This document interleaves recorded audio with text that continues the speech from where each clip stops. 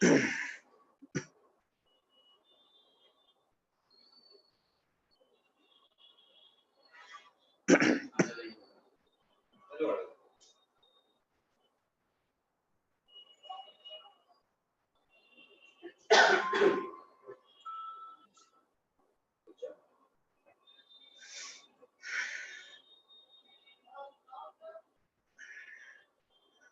Okay சொன்னதுக்கு அப்புறம் நான் உள்ள வரேன். நீங்க அது வந்துட்டோம். நீங்க ஏதோ ஒரு வீடியோ போடுங்க, ஃபர்ஸ்ட் ஓப்பனிங் வீடியோ.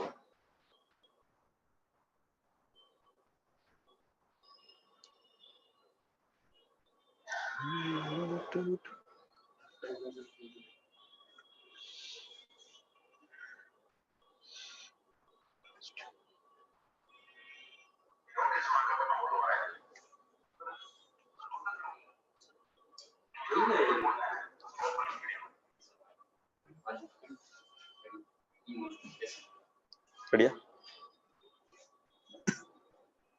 பேசலாமா? வணக்கம். இன்னைக்கு பேசிக் ட்ரைனிங் அட்டன் பண்ண வந்திருக்கிற அனைவருக்கும் யூடியூப் தளம் வழியாக வணக்கம். டிரான்ஸ் இந்தியா மூலியமாகவும் உங்களை எல்லாரும் வருக வருக என வரவேற்றுக் கொள்கிறேன். இன்னைக்கு நிறைய பேர் எல்லாம் புதுசா பார்த்துட்டு இருக்கீங்க. இன்னைக்கு எவ்வளவு பேர் பார்த்துட்டு இருக்கீங்கன்னு தெரியல. நிறைய லைவ்ஸ் ஒவ்வொன்றா வந்துட்டே இருக்கு. இன்னைக்கு வந்து ஒரு பேசிக் ட்ரைனிங் பத்தி நம்ம பேசலாம். பேசிக்கா நெட்வொர்க் மார்க்கெட்டிங்ல ஜாயின் பண்ணா என்ன பண்ணணும், எப்படி பண்ணணும் அப்படிங்கிற பேசிக் ட்ரைனிங் தான் இந்த ட்ரைனிங்கோட பேரு. இந்த ட்ரைனிங்கோட பேரு நாங்க வச்சிருக்கிறது வந்து FIAB, first information about business. FIAB அந்த ஸ்லைடு இருக்கு இல்லையா? FIAB first information about business. வியாபாரம், தமிழ்ல சொல்றேன், வியாபாரம் பற்றியான முதல் தகவல். பேசிக்கா நான் ஒரு விஷயம் சொல்றேன். இந்த பிசினஸ் நல்லா பண்றதுக்கு நிறைய இங்கிலீஷ் நாலேஜ் வேணும், இங்கிலீஷ் தெரிஞ்சிருக்கணும் அப்படிங்கிற எந்த அவசியமும் கிடையாது. ஜஸ்ட் நம்ம கம்யூனிகேஷன், உங்க தாய்மொழியில என்ன உங்களால கம்யூனிகேட் பண்ண முடியுமோ அது மட்டுமே போதும். இப்போ நான் இங்க ஸ்லைட்ல போடுறேன். இந்த ஸ்லைட்ல சில ஸ்லைட்ல வந்து இங்கிலீஷ்ல இருக்கலாம். அதுக்காக நம்ம இங்கிலீஷ் தெரிஞ்சாதான் இந்த பிசினஸ் பண்ண முடியும் அப்படிங்கிற அவசியம் எல்லாம் கிடையாது. என்ன இந்த ஸ்லைட்ல இருக்குதோ நான் வந்து உங்களுக்கு தமிழாக்கம் பண்ணிடுறேன். என்னால முடிஞ்ச அளவுக்கு தமிழாக்கம் பண்றேன். நீங்க தமிழ்லயே புரிஞ்சுக்கலாம். இல்ல உங்களுக்கு எந்த லாங்குவேஜ்ல புரிஞ்சுக்கணும் அப்படிங்கிற அவசியம் இருக்கும் அந்த லாங்குவேஜ்ல நீங்க எழுதிக்கலாம், புரிஞ்சுக்கலாம், அவ்வளவுதான். அதனால மொழி அப்படிங்கிறது இங்க முக்கியம் இல்ல. இந்த ட்ரைனிங்கோட பேரு first FIAB, first information about business. வியாபாரம் பற்றியான முதல் தகவல். தமிழ்ல வியாபாரம் பற்றியான முதல் தகவல். இத வழங்கக்கூடிய நிறுவனம் என்னன்னு கேட்டீங்க அப்படின்னா எங்க நிறுவனம் டிரான்ஸ் இந்தியா. இந்த ட்ரைனிங்ல என்ன கண்டென்ட் இருக்குன்னு பாத்தீங்கன்னா, இந்த ட்ரைனிங்ல நான் டோட்டலா என்னென்ன பேச போறேன்னா, ஒய் நெட்வொர்க் மார்க்கெட்டிங். நெட்வொர்க் மார்க்கெட்டிங்னா என்ன, நெட்வொர்க் மார்க்கெட்டிங் எப்படி பண்ணணும், உலக லெவல்ல நெட்வொர்க் மார்க்கெட்டிங் அப்படிங்கிற இண்டஸ்ட்ரி எப்படி இருக்கு அப்படிங்கறத பத்தி நம்ம கொஞ்சம் பேச போறோம். அதுக்கு அடுத்ததான் பேச போறது பாத்தீங்கன்னா ஒய் டிரான்ஸ் இந்தியா. இன்னைக்கு நெட்வொர்க் மார்க்கெட்டிங் அப்படிங்கிறது ஒரு நல்ல ஒரு துறையா இருந்தா கூட அதுல ஏகப்பட்ட நிறுவனம் இருக்கு. நான் ஏன் டிரான்ஸ் இந்தியாவை தேர்ந்தெடுக்கணும், ஏன் டிரான்ஸ் இந்தியாவை நான் எடுத்துட்டேன், சில பேருக்கு நான் தேர்ந்தெடுத்துட்டேன். பட் அதுக்கான ஜஸ்டிபிகேஷன் என்ன அப்படிங்கறத பத்தி ஒய் டிரான்ஸ் இந்தியா அப்படிங்கறத நம்ம பேச போறோம். அடுத்ததாக ப்ராடக்ட், இந்த கம்பெனியோட ப்ராடக்ட். இந்த கம்பெனில என்னென்ன ப்ராடக்ட் இருக்கு, இது எப்படி, இதுல என்னென்ன சர்டிபிகேஷன் இருக்கு, இதுல இந்த ப்ராடக்ட் வந்து என்ன ஸ்பெஷல், டிரான்ஸ் இந்தியாவில் இருக்கிற ப்ராடக்ட் என்ன ஸ்பெஷல் அப்படிங்கறத மூணாவதா பேச போறோம். நாலாவதா நம்ம பேச போறது வந்து 100% சக்சஸ். எல்லாத்துக்குமே வெற்றி அப்படிங்கிறது கண்டிப்பா வேணும், அதுல வந்து மாற்று கருத்தே கிடையாது. டிரான்ஸ் இந்தியாவை பொறுத்த அளவுக்கு, குறிப்பா நெட்வொர்க் இண்டஸ்ட்ரியை பொறுத்த அளவுக்கு, டிரான்ஸ் இந்தியாவை பொறுத்த அளவுக்கு 100% சக்சஸ் அப்படிங்கிறது தான் எல்லாத்துக்குமே பிறப்புரிமைன்னு சொல்றோம். அவ்வளவுதான். நம்ம வந்து 100% சக்சஸ் ஆகுறது அப்படிங்கிறது நம்மளோட பிறப்புரிமை, அவ்வளவுதாங்க. அப்ப 100% சக்சஸ் ஆகுறதுக்கு நம்ம என்ன பண்ணணும்? சில பேர்த்துக்கிட்ட கேட்டா சொல்லுவாங்க, சார் ஒரு 10% சக்சஸ் ஆனா போதும், ஒரு 20% சக்சஸ் ஆனா போதும் அப்படிம்பாங்க. நம்ம நார்மலா 1,75,000 ரூபாய் பைனரியில அதிகபட்சமா ஒரு வாரம் சம்பாதிக்க முடியும்னா, சில பேர் நான் புதுசா வரப்போ சொல்லியிருப்பாங்க, சொல்லுவாங்க, சார் இதுல ஒரு 50% கிடைச்சா போதும் சார் அப்படிம்பாங்க, 70% கிடைச்சா போதும்பாங்க. நாங்க சொல்றது, டிரான்ஸ் இந்தியா நிறுவனமா நாங்க சொல்றது 100%, 1,75,000 ரூபாய் சம்பாதிக்கிறதுக்கு என்னவோ அதை தான் நாங்க கத்துக் கொடுக்குறோம். அப்போ 100% சக்சஸ். இந்த நாளும் தான் இந்த ட்ரைனிங்கோட கண்டென்ட்டா நம்ம பேச போறோம். முதல்ல நெட்வொர்க் மார்க்கெட்டிங், இதை பத்தி நம்ம கொஞ்சம் பேசலாம். நெட்வொர்க் மார்க்கெட்டிங் சொல்லுவாங்க இந்த இண்டஸ்ட்ரியோட பேரு. சில பேர் MLM சொல்லுவாங்க. நாங்க நார்மலா இந்த நெட்வொர்க் மார்க்கெட்டிங் அப்படிங்கிற இந்த வேர்டை யூஸ் பண்ணிக்கிறோம், நெட்வொர்க் மார்க்கெட்டிங். சில பேர் MLM சொல்லலாம். பட் எதுவுமே தப்பில்லை, ரெண்டுமே ஏறக்குறைய ஒண்ணுதான். சரிங்களா? சரி, நெட்வொர்க் மார்க்கெட்டிங் பத்தி நம்ம கொஞ்சம் பேசலாம். நிறைய பேர் நெட்வொர்க் மார்க்கெட்டிங் எடுத்துட்டு இன்னைக்கு வந்திருக்கீங்க, பாத்துட்டு இருக்கீங்க. நெட்வொர்க் மார்க்கெட்டிங்ல வந்து எடுத்ததுக்கு அப்புறம் உங்களுக்கு நீங்க ஏதாவது நம்ம ப்ரோக்ராம் பார்த்திருக்கலாம், இல்ல டிரான்ஸ் இந்தியா பத்தி யாராவது சொல்ல கேட்டுட்டு உங்களுக்கு ஒரு இன்ட்ரெஸ்ட் வந்து நீங்க ஜாயின் பண்ணிருப்பீங்க. ஜாயின் பண்ணிட்டு போனதுக்கு அப்புறம் உங்க வீட்லயோ உங்க சொந்தக்காரங்களோ தெரிஞ்சவங்க கிட்ட நீங்க ஒரு ரவுண்டு பேசியிருப்பீங்க. ரவுண்டு பேசும்போது சில தகவல்கள் உங்களுக்கு கிடைச்சிருக்கலாம். அது பாசிட்டிவாவும் இருக்கலாம், நெகட்டிவாவும் இருக்கலாம், எப்படி வேணா இருக்கலாம். அது உங்களுக்கு சில தகவல் வந்திருக்கலாம். சில பேர் கன்ஃபியூஸ் ஆகுறது கூட வாய்ப்பு இருக்கு. ஏன்னா அப்படிதான் இருக்கு இந்த இண்டஸ்ட்ரி, அப்படி இந்தியால அப்படி பண்ணியிருக்காங்க.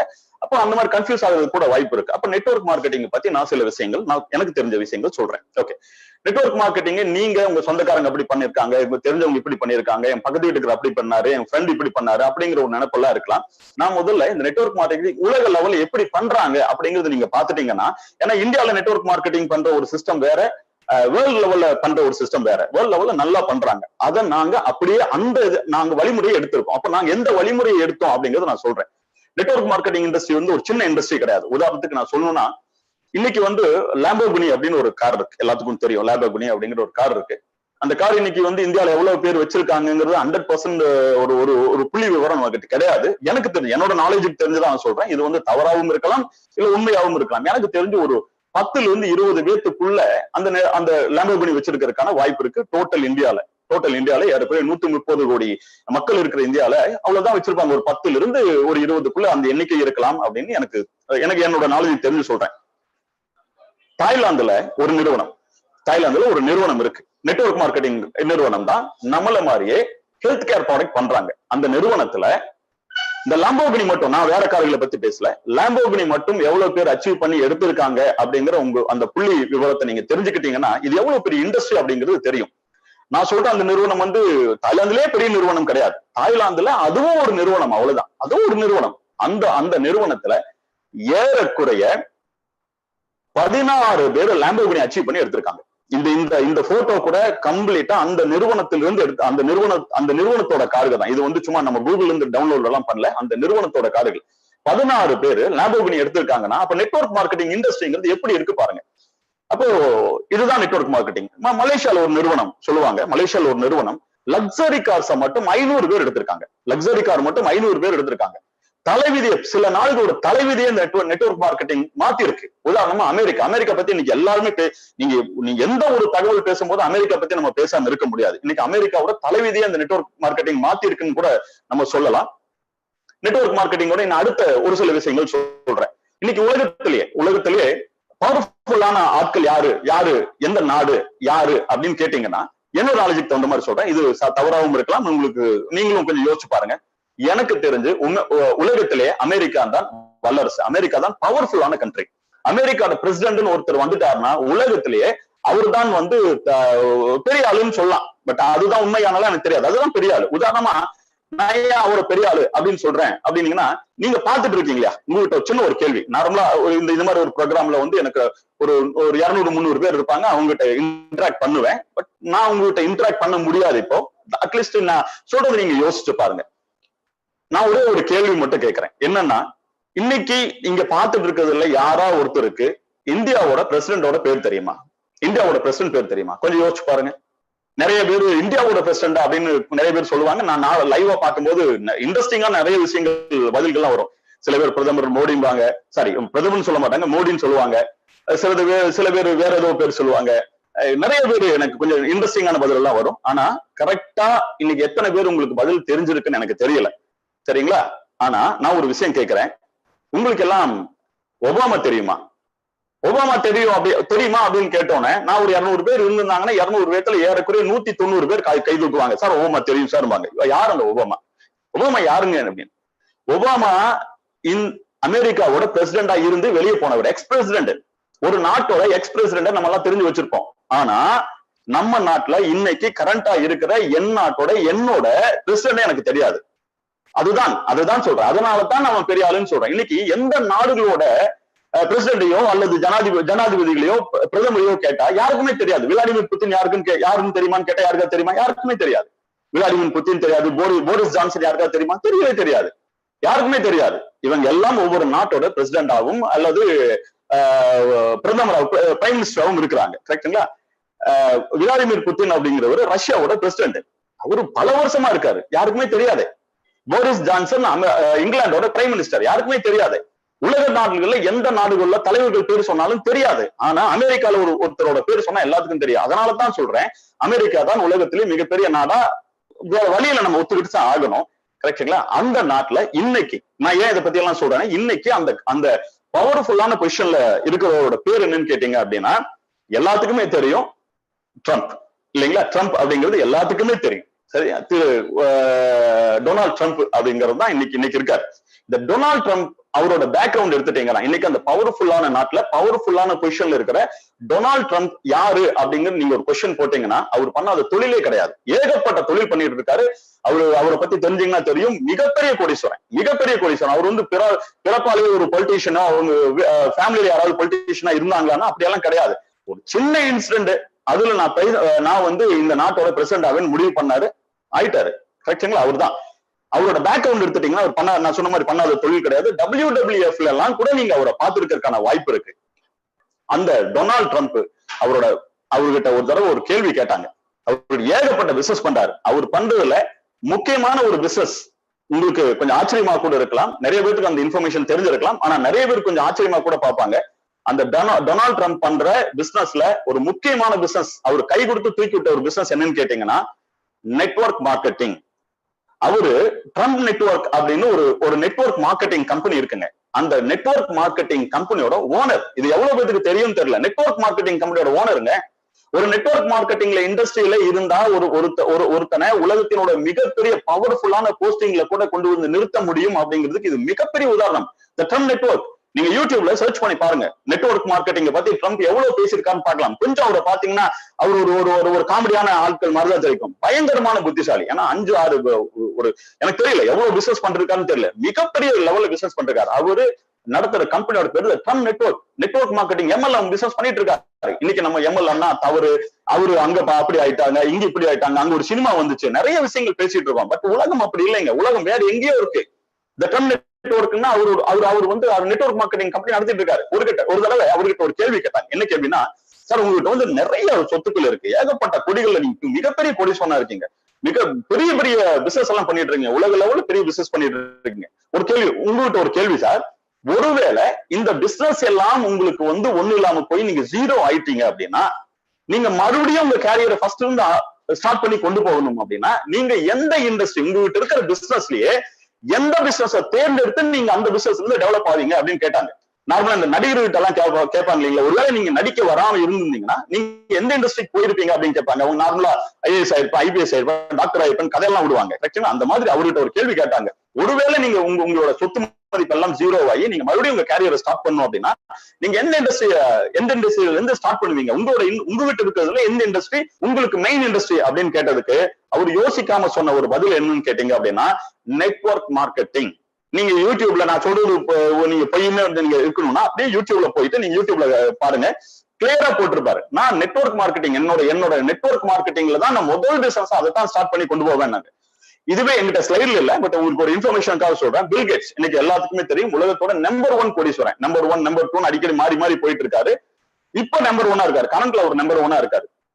அந்த அவர்கிட்ட கேட்டாங்க ஒரு கேள்வியை, சார் உங்ககிட்ட வந்து உலகத்திலே நீங்க பெரிய கோடீஸ்வரன், ஒருவேளை உங்ககிட்ட இருக்கிற பணம் எல்லாம் ஜீரோ ஆகி நீங்க மறுபடியும் இவ்வளவு பெரிய ஒரு பணத்தை சம்பாதிக்கணும், இவ்வளவு பெரிய ஒரு ரிச்சஸ்ட் மேனா வேர்ல்டுல வரணும் அப்படின்னா உங்களோட கேரியர்ல மறுபடியும் நீங்க ஒரு வேலை ரீஸ்டார்ட் பண்றதுக்கான வாய்ப்பு இருந்துச்சுன்னா நீங்க எந்த இண்டஸ்ட்ரி, கம்ப்யூட்டர் விட்டுருங்க, எந்த இண்டஸ்ட்ரி நீங்க வச்சுட்டு நீங்க ரீஸ்டார்ட் பண்ணுவீங்கன்னு அவர்கிட்ட கேட்டதுக்கு அவர் சொன்ன பதில் MLM, நெட்வொர்க் மார்க்கெட்டிங். இன்னைக்கு நாங்க பக்கத்து வீட்டுக்கார அப்படி சொல்லிட்டான், சொந்தக்கார இப்படி சொல்லிட்டான்னு நம்ம ஒரு மாதிரி நினைக்கிற, பணத்துல வந்துருச்சு அப்படின்னு ஒரு மாதிரி நினைக்கிற அந்த இண்டஸ்ட்ரிய இன்னைக்கு டொனால்ட் ட்ரம்ப் சொல்றாருங்க, இன்னைக்கு பில் கேட்ஸ் சொல்றாரு, இதுதான் உலகத்தோட மிகப்பெரிய இண்டஸ்ட்ரின்னு சொல்றாரு. கரெக்டுங்களா? இதுதான் நெட்வொர்க் மார்க்கெட்டிங். சரி, உங்களோட இன்ஃபர்மேஷனுக்கு இன்னொன்னு சொல்றேன். ஒரு 20 வருஷத்துக்கு 15 இருந்து 20 வருஷத்துக்கு முன்னால இந்த உலகத்துல ஒரு புக் ஒண்ணு ரிலீஸ் ஆச்சுங்க, அருமையான புக். அந்த புக் என்னன்னு கேட்டீங்கன்னா, அந்த புக்கை பத்தி சிம்பிளா சொல்லணும் அப்படின்னா, ஏழையா இருக்கிற யாராவது ஒருத்தர் அந்த புக்கை படிச்சாங்கன்னா பணக்கார ஆயிடலாம், படிச்சா மட்டும் போதாது, அதை ஃபாலோ பண்ணணும், பணக்கார ஆயிடலாம் அப்படிங்கிறது தான் அந்த புக்கோட எல்லாருமே அந்த புக்கு கொடுக்குற ஒரு இன்ட்ரோ. பெஸ்ட் செல்லிங் அவார்ட் நிறைய வாங்கியிருக்குங்க, நிறைய உலகத்துல எல்லா மொழிகள்லயுமே மொழிபெயர்த்திருக்காங்க. அது அருமையான புக்குங்க. அந்த புக்கை நீங்க படிச்சு அந்த புக்கில் இருக்கிற மாதிரி நீங்க நடந்தீங்கன்னா, அந்த புக்கை நீங்க ஃபாலோ பண்ணீங்கன்னா, அந்த புக்கில் சொல்லிக் கொடுக்கப்பட்ட வழிமுறைகளை நீங்க ஃபாலோ பண்ணீங்கன்னா நீங்க உங்களோட வறுமையிலிருந்து நீங்க மீண்டு நீங்க ஒரு பணக்காரருக்கான நிறைய வாய்ப்புகள் இருக்கு. இப்படிதான் எல்லாருமே சொல்றாங்க. நானும் அந்த புக்கு படிச்சிருக்கேன், நிறைய பேர் படிச்சிருக்காங்க. இப்போ அது வந்து அமெரிக்கால ராபர்ட் கியோசாகி அப்படின்னு ஒருத்தர் எழுதின புக்கு. சரிங்களா?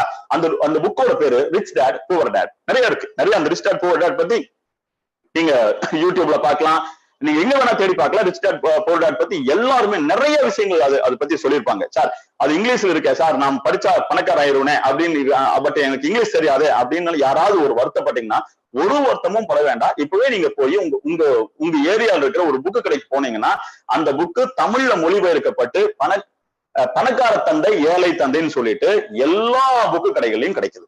நீங்க எந்த புக்கு கடைகள்ல போனாலும் ரிச் டாட் புவர் டாட் இருக்கா சார், இல்ல தமிழாக்கம் இருக்கா, பணக்கார தந்தை ஏழை தந்தையா இருக்கா, ஏழை தந்தை இருக்கான்னு கேட்டீங்கன்னா கொடுப்பாங்க. ராபர்ட் கியோசாகி ஒரு அமெரிக்கன் எழுதின புக்குன்னு அட்டகாசமான புக்கு. சரி, இந்த புக்ல என்ன வழிமுறைகள் சொல்லியிருக்காரு? ஒரு மனுஷன் ஏழையா இருக்கிற ஒருத்தன் பணக்காரன் ஆகணும்னா என்ன ஆகணும்னு அவர் சொல்லியிருக்காருன்னு எடுத்துட்டீங்கன்னா இந்த புக்ல அவரு சொன்னதுல 99% என்ன சொல்லியிருக்காரு? 99% அவர் சொன்னது MLM இண்டஸ்ட்ரி. MLM அப்படிங்கிற மல்டி லெவல் மார்க்கெட்டிங் இண்டஸ்ட்ரி தான். நெட்வொர்க் மார்க்கெட்டிங் மட்டும்தான் ஒரு மனுஷனை பணக்காரனா மாத்துன்னு சொல்றாரு. அதாவது நம்ம நிறைய பேர் கோடீஸ்வரங்களா ஆயிருக்காங்க, நிறைய கோடீஸ்வரங்களா ஆயிருக்காங்க. நெட்வொர்க் மார்க்கெட்டிங்ல தான் நான் கோடீஸ்வரன் ஆகணுங்க அவசியம் இல்லாத நிறைய பேர் கோடீஸ்வரன் ஆயிருக்காங்க. பட் ஒண்ணுமே இன்வெஸ்ட்மெண்ட் இல்லாம ஒரு சாதாரண ஒரு நபர் இன்னைக்கு ஒரு கோடீஸ்வரனா மாறுனா அதுக்கு அருமையான ஒரு இண்டஸ்ட்ரி நெட்வொர்க் மார்க்கெட்டிங் இண்டஸ்ட்ரி தான் அப்படின்னு சொல்லிட்டு அருமையா ராபர்ட் கியோசாகி அந்த புக்ல சொல்லியிருக்காரு. இந்த ராபர்ட் கியோசாகியும் அந்த டொனால்ட் ட்ரம்பும் ஃப்ரெண்ட்ஸ், ரெண்டு பேரும் சேர்ந்து ஒரு புக் எழுதியிருக்காங்க. அது என்ன புக்குன்னா why we want you to be rich அப்படின்னு. தமிழ்ல சொல்ல போனா நீங்க ஏன் பணக்காரன் ஆகணும்னு நாங்க விரும்புறோம், அவ்வளவுதான். சாரி, நீங்க ஏன் பணக்காரன் ஆகணும்னு நாங்க விரும்புறோம் அப்படிங்கிற ஒரு புக்கு. இந்த புக்ல ரெண்டு பேர் எழுதியிருக்காங்க. டொனால்ட் ட்ரம்ப் அமெரிக்கால நல்ல பெரிய ஒரு கோடீஸ்வரன், அந்த கோடீஸ்வரனும் இந்த அருமையான ஒரு சிந்தனையாளர், இந்த ரெண்டு பேரும் சேர்ந்து ஒரு புக் எழுதியிருக்காங்க. அதுதான் why we want you to be rich அப்படிங்கிற ஒரு புக்கு. இந்த புக்ல இவங்க நிறைய விஷயங்கள் பத்தி பேசுறாங்க. ஒரு மனுஷன் பணக்காரன் ஆகணும்னா என்ன பண்ணணும்னு சொல்லி நிறைய பேசுறாங்க. அதுல இந்த புக்ல அவங்க ஏறக்குறைய ஒரு முக்கால்வாசி 75% அவங்க டீல் பண்ற இண்டஸ்ட்ரி எதுன்னு கேட்டீங்கன்னா நெட்வொர்க் மார்க்கெட்டிங் இண்டஸ்ட்ரி. அப்ப நெட்வொர்க் மார்க்கெட்டிங் இண்டஸ்ட்ரிங்கிறது மிகப்பெரிய அளவுல மிக விரிஞ்சு கிடக்கிற ஒரு இண்டஸ்ட்ரி. இதைத்தான் நாங்க எங்களோட கைட்லைனா வச்சு டிரான்ஸ் இந்தியா பண்ணிட்டு இருக்கோம். அவ்வளவு நாங்க இந்தியாவில யார் பண்றா, எப்படி பண்றா, தப்பா பண்றாங்களா, ரைட்டா பண்றாங்களா, அது எங்களுக்கு முக்கியம் இல்ல. நாங்க பாக்குறது, எங்க எம்டி பாக்குறது, எங்க டிஸ்ட்ரிபியூட்டர் அவர் பார்க்க வைக்கிற ஒரு விஷயம் இப்படிதான். பெருசா பாருங்க, இது சின்னது இல்ல, இந்த இண்டஸ்ட்ரி சின்னது இல்ல, மிகப்பெரிய இண்டஸ்ட்ரி. இந்த மிகப்பெரிய இண்டஸ்ட்ரியில மிகப்பெரிய லெவல்ல சக்சஸ் ஆக முடியும்னா நம்ம எங்க போகணும் அப்படிங்கிறது நம்ம டெஸ்டினேஷன் வேணும். எங்களோட டெஸ்டினேஷன் இதுதான். இப்ப நான் சொன்னேன் இல்லைங்களா, லக்ஸரி கார்ஸ், லம்போகினி அச்சீவர்ஸ், இதுதான் எங்களோட டெஸ்டினேஷன். இங்க இந்த அளவுக்கு தான் நாங்க எங்களோட விஷயங்களை எடுத்துட்டு நாங்க போய்கிட்டு இருக்கோம். அடுத்தது சரி பேசலாமா? ஓகே, அடுத்தது ஓகே, நம்ம இப்ப நம்ம நிறுவனத்தை பத்தி நம்ம பேசலாம். டிரான்ஸ் இந்தியா அப்படிங்கிறது நம்மளோட நிறுவனத்தோட பேருங்க. டிரான்ஸ் இந்தியா உங்களுக்கு எல்லாத்துக்கும் தெரியும், கோயம்புத்தூர்ல இருக்கு. 204 சண்டே ரைஸ் டவர்ஸ், கோயம்புத்தூர் அப்படிங்கிற அட்ரஸ்ல இருக்கு இந்த நிறுவனம். இந்த நிறுவனத்தை பொறுத்தளவுக்கு எனக்கு தெரிஞ்சு சொல்றேன், தமிழ்நாட்டுல சவுத் இந்தியாலேயே சொந்த பில்டிங்ல ஒரு நிறுவனம் ஆரம்பிச்சிருக்காங்க அப்படின்னா எனக்கு தெரிஞ்சு இதுதான் ஃபர்ஸ்ட் நிறுவனமா நம்ம சொல்லலாம். இதுதான் இருக்கு. இதை பொறுத்தளவுக்கு இப்ப நீங்க ஸ்கிரீன்ல பாக்குற இந்த நிறுவனங்கள் எல்லாமே ஏபிஎஸ் ஆகட்டும், டிரான்ஸ்மார்ட் ஆகட்டும், இதெல்லாம் நம்ம பிசினஸ்க்கு சப்போர்ட் பண்ற நம்ம டிரான்ஸ் இந்தியா அப்படிங்கிற மிகப்பெரிய ஆலமரத்துக்கு கீழே இருக்கிற கம்பெனிகள். இந்த கம்பெனிகள் தான் நம்ம டிரான்ஸ் இந்தியாவுக்கு உறுதுணையா இருக்கு. அதுல ஃபவுண்டேஷன், அதாவது தடம் ஃபவுண்டேஷன் சொல்றோம், அதெல்லாம் சேரிட்டி ஃபவுண்டேஷன். இது சேரிட்டியும் நாங்க பண்ணிட்டு இருக்கோம். டிரான்ஸ்போர்ட் இருக்கு. டிரான்ஸ்போர்ட் அப்படிங்கிறது நம்ம ப்ராடக்ட்டை ஒரு இடத்துல இருந்து இன்னொரு இடத்துக்கு கொண்டு போறதுக்கு அதுக்குன்னு தனியாக ஒரு கம்பெனி வச்சிருக்கோம். டிரான்ஸ்போர்ட், டிரான்ஸ்கூல், டிரான்ஸ் இந்தியா டிஸ்ட்ரிபியூட்டருக்காக ஒரு வெல்ஃபேர் அசோசியேஷன் வச்சிருக்கோம், டிரான்ஸ் ஜோன் வச்சிருக்கோம். இது எல்லாமே டிரான்ஸ் இந்தியாங்கிற மிகப்பெரிய ஆலமரத்துக்கு கீழே இருக்கிற கம்பெனிகள். இதெல்லாமே கம்பெனிகள். இதை பத்தி இன்னும் விரிவா நம்ம இன்னொரு வீடியோலயோ அல்லது நேர்ல நீங்க கேட்டீங்கன்னா நிறைய விஷயங்கள் சொல்லுவாங்க. அதுதான் டிரான்ஸ் இந்தியா. அடுத்தது டிரான்ஸ் இந்தியாவை பொறுத்த அளவுக்கு ஐஎஸ்ஓ வாங்கின கம்பெனிங்க. 2008 பிப்ரவரி 10 ஆரம்பிச்ச கம்பெனி. ஆரம்பிக்கும் போது வெறும் 3 ப்ராடக்ட் தான் இருந்துச்சு. 3 ப்ராடக்ட் வச்சு ஆரம்பிச்ச கம்பெனி இன்னைக்கு 54 ப்ராடக்ட் இருக்குங்க. 54 ப்ராடக்ட் இருக்கு. இந்த கம்பெனியை பொறுத்த அளவுக்கு, கம்பெனியோட சர்வீஸை பொறுத்த அளவுக்கு, கம்பெனி கொடுக்குற சர்வீஸ்க்காக நம்ம ஐஎஸ்ஓ சர்டிபிகேட் வாங்கின ஒரு நிறுவனம். அதுவும் போக பாத்தீங்கன்னா அடுத்த நீங்க இந்த பார்க்கலாம், federation of direct selling association அப்படின்னு ஒரு அசோசியேஷன் இருக்குங்க. அதாவது இந்தியாவை பொறுத்த அளவுக்கு நிறைய எம்எல்எம் பண்றாங்க, கசகசன் எம்எல்எம் பண்றாங்க. எனக்கு கணக்கிலடங்கா கம்பெனிகள்லாம் இருக்கு. ஆனா நல்ல கம்பெனிகள்லாம் சேர்ந்து தரமான கம்பெனிகள், இந்த ரூல்ஸுக்கு கட்டுப்படுற கம்பெனிகள்னு சொல்லிட்டு ஒரு ரூல்ஸ் ஒன்று ஃபார்ம் பண்ணிட்டு அந்த ரூல்ஸ் பிரகாரம் இருக்கிற கம்பெனிகளுக்கு ஒரு அசோசியேஷன் கிரியேட் பண்ணிருக்காங்க. அந்த அசோசியேஷன் பேர் தான் FDSA அப்படின்னு சொல்லிட்டு ஒரு அசோசியேஷனுங்க. இந்த அசோசியேஷன்ல நம்ம ஃபவுண்டர் மெம்பர், டிரான்ஸ் இந்தியா அப்படிங்கிறது ஃபவுண்டர் மெம்பர். இன்னும் சொல்ல போனீங்கன்னா சவுத் இந்தியாவோட ஜெனரல் செக்ரட்டரி, டிரான்ஸ் இந்தியாவோட MD நம்ம CMD தான் அதுக்கு ஜெனரல் செக்ரட்டரியா இருக்காரு. சவுத் இந்தியாவோட ஜெனரல் செக்ரட்டரியா இருக்காரு. FDSA இந்த சர்டிபிகேட்டும் நம்ம வாங்கியிருக்கோம். அடுத்ததா பாத்தீங்கன்னா இவர் தான் நம்ம கம்பெனியோட CMDங்க, டாக்டர் V மோகன்ராஜ் அப்படிங்கிறது இவரோட பேருங்க. இவரை பத்தி சொல்லணும்னா கோயம்புத்தூர்ல ஒரு செல்வ செழிப்பான ஒரு குடும்பத்திலிருந்து வந்திருக்காரு. இந்த பிசினஸ் பண்ணி தான் சம்பாதிக்கணும் அப்படிங்கிற அவசியம் எனக்கு தெரிஞ்ச அவருக்கு கிடையாது. ஏன்னா நான் வந்து அவர்கிட்ட வேலைக்கு போயிட்டு இருந்ததுல இருந்து நான் அவர்கிட்ட வேலைக்கு போயிட்டு இருந்திருக்கேன், அதுல இருந்து நான் இருந்திருக்கேன். அவரை பொறுத்தளவுக்கு சொல்ல போனீங்கன்னா ஏறக்குறைய ஒரு 5-6 கம்பெனி சக்சஸ்ஃபுல்லா நடத்திட்டு இருந்தாருங்க. 5-6 கம்பெனி சக்சஸ்ஃபுல்லா நடத்திட்டு இருந்தாரு. 5-6 கம்பெனி சக்சஸ்ஃபுல்லா நடத்திட்டு இருந்தாரு. இன்னைக்கு வந்து அந்த 5-6 கம்பெனியும் இது அப்படியே மூடி வச்சுட்டு இன்னைக்கு டிரான்ஸ் இந்தியாவை முழு நேரமா எடுத்து பண்ணிட்டு இருக்கிறாரு. டாக்டர் அப்படிங்கிறது அவர் வந்து டாக்டர் அப்படிங்கிறது இவரோட சமூக சேவைக்கு கொடுத்த ஒரு அங்கீகாரம். ஒரு பல்கலைக்கழகம் இவரோட சமூக சேவைக்காக டாக்டர் அப்படிங்கிற ஒரு பட்டத்தை கொடுத்திருக்காங்க. அப்போ இவர் தான் எங்களோட வழிகாட்டியாவும் எங்களோட டோட்டல் இந்த இண்டஸ்ட்ரிய எங்களை அடுத்த லெவல்ல கொண்டு போறதுக்கான குருவாவும் இருக்கிறவர் தான் டாக்டர் V மோகன்ராஜ் சார் அவர்கள். அவரு நம்ம கம்பெனியோட CMDயா இருக்காரு. அடுத்ததா பாத்தீங்க அப்படின்னா கம்பெனியோட ப்ராடக்ட்ஸ் பத்தி சொல்லணும்னா நம்ம கம்பெனில நான் அப்ளை சொன்ன மாதிரி 54 ப்ராடக்ட் இருக்குங்க. இந்த 54 ப்ராடக்ட்டுமே 100% அழகான அருமையான குவாலிட்டியான ப்ராடக்ட். இதுக்கு நாங்க வாங்கின குவாலிட்டிக்கு அத்தாட்சி, எங்களோட எங்க ப்ராடக்ட் குவாலிட்டியா இருக்கு அப்படிங்கிறதுக்கான அத்தாட்சி என்னங்கன்னு கேட்டீங்கன்னா நம்ம ப்ராடக்ட்டுக்காக ISO 9001/2015 வாங்கியிருக்கோம். அதுவும் போக GMPன்னு ஒரு சர்டிபிகேட் இருக்குங்க. நிறைய நீங்க ப்ராடக்ட்ல பார்க்கலாம். அருமையான ப்ராடக்ட், நல்ல ப்ராடக்ட்ல எல்லாமே நீங்க GMP சர்டிபிகேட் பார்க்கலாம். GMP சர்டிபிகேட் என்னங்கன்னு கேட்டீங்கன்னா குட் மேனுஃபேக்சரிங் பிராக்டிஸ் அப்படிங்கிற ஒரு சர்டிபிகேட்டை நம்ம வாங்கியிருக்கோம். அடுத்தது சென்ட்ரல் கவர்மெண்ட் கொடுக்கக்கூடிய FSSAI அந்த சர்டிபிகேட், அந்த ப்ராடக்ட் ஃபுட் இண்டஸ்ட்ரி அப்படின்னாவே அது அந்த FSSAI சர்டிபிகேட் ரொம்ப முக்கியம் அப்படின்னு சொல்லிட்டு உங்களுக்கு எல்லாருமே சொல்லிட்டு இருக்காங்க. அந்த சர்டிபிகேட்டையும் நம்ம வாங்கி வச்சிருக்கோம். அது போக நம்ம ப்ராடக்ட் எல்லாமே வந்து மெடிக்கல் கிடையாது, மெடிக்கல்னா மெடிசன் கிடையாதுங்க. இது எல்லாமே ஃபுட் சப்ளிமெண்டரிஸ். அதனால இது வந்து ஆயுர்வேதிக் அப்படிங்கிற ஒரு கேட்டகரியில் வரதுனால ஆயுர்வேதிக்கான லைசன்ஸ் நம்ம வாங்கியிருக்கோம். நம்ம நார்மலா ஒரு ப்ராடக்ட் வச்சுட்டு இது ஆயுர்வேதிக் ப்ராடக்ட்னு விற்க முடியாதுங்க. அதுக்கு நம்ம விற்கலாம், அது வந்து சாதாரண ஆட்கள் விற்கலாம். பட் இவ்வளவு பெரிய ஒரு மிகப்பெரிய ஒரு நிறுவனம் அப்படி சொல்ல முடியாது. அதுக்காக நாங்க என்ன பண்ணிருக்கோம், ஆயுர்வேதிக் லைசன்ஸ் வாங்கியிருக்கோம். இந்த லைசன்ஸோட நம்பர் உங்களுக்கு வந்து அங்க டிஸ்பிளேல இருக்கு, நீங்க பார்க்கலாம். ஆயுர்வேதிக் லைசன்ஸ் வச்சிருக்கோம். அதுக்கு அடுத்ததா சொல்ல போனீங்கன்னா இதுல பிரிசர்வேட்டிவ்ஸ் இல்ல, அது ரொம்ப முக்கியமான ஒரு விஷயம். இன்னைக்கு எல்லாருமே இன்னைக்கு நிறைய விழிப்புணர்வு வந்திருக்கும். நம்ம இன்னைக்கு நிறைய இந்த சோசியல் மீடியாஸ் எல்லாம் பார்த்திருக்கலாம், நிறைய விழிப்புணர்வு மக்களுக்கு இருக்கு. அதுல இந்த பிரிசர்வேட்டிவ்ஸ் இல்லாத ப்ராடக்ட் தான் இன்னைக்கு நிறைய பேர் விரும்புறாங்க. நம்ம ப்ராடக்ட்ல பிரிசர்வேட்டிவ்ஸ் கிடையாது, அதுக்கான சர்டிபிகேட் நம்ம கிட்ட இருக்குங்க. அடுத்தது ஆயுஷ் அப்படின்னு சொல்லி இதுவும் சென்ட்ரல் கவர்மெண்டோட சர்டிபிகேட். ஆயுர்வேதா, யுனானி, சித்தா இந்த மாதிரியான ட்ரீட்மெண்ட் முறைகளுக்கு கொடுக்கப்படுற சர்டிபிகேட் வந்து ஆயுஷ். இந்த ஆயுஷோட சர்டிபிகேட்டும் நம்மளோட நிறைய ப்ராடக்ட் இருக்குங்க. அதே போல நம்ம ப்ராடக்ட்டுக்கு எல்லாமே ப்ராடக்டோட தரத்துக்காகவும் FDSAல ஒரு அங்கீகாரம் கொடுக்குறாங்க, அதுவும் நம்ம வாங்கி வச்சிருக்கோம். இதெல்லாம் நம்ம கம்பெனியோட ப்ராடக்ட்டுக்கு கிடைச்ச மிகப்பெரிய அங்கீகாரங்கள். நம்ம ப்ராடக்ட பத்தி பேசலாம், நிறைய பேசலாங்க. ப்ராடக்ட் வந்து கிளாஸ் எடுக்கணும்னா அதுக்கே எனக்கு வந்து ஒரு 3-4 மணி நேரம் தேவைப்படும். என்னை விட MD நல்லா கிளாஸ் எடுப்பாரு. அதனால இப்போ ப்ராடக்ட பத்தி நீங்க உங்களுக்கு ஏதாவது நம்ம கம்பெனில இருக்கிற ப்ராடக்ட் பத்தி தெரிஞ்சுக்கணும்னா உங்க டிஸ்ட்ரிபியூட்டர்கிட்ட கேளுங்க.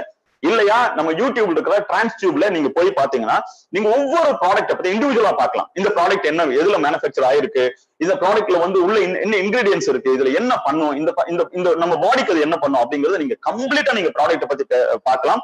அதனால நீங்க ப்ராடக்ட் பத்தி யூடியூப்ல இருக்கிற டிரான்ஸ்டியூப்ல நீங்க தாராளமா பார்க்கலாம். சப்ஸ்கிரைப் பண்ணி வச்சீங்கன்னா புதுசா நீங்க ஏதாவது ப்ராடக்ட் நாங்க ஆட் பண்ணா கூட அது உங்களுக்கு இமிடியேட்டா வரும். அதை நீங்க பார்க்கலாம். அடுத்ததா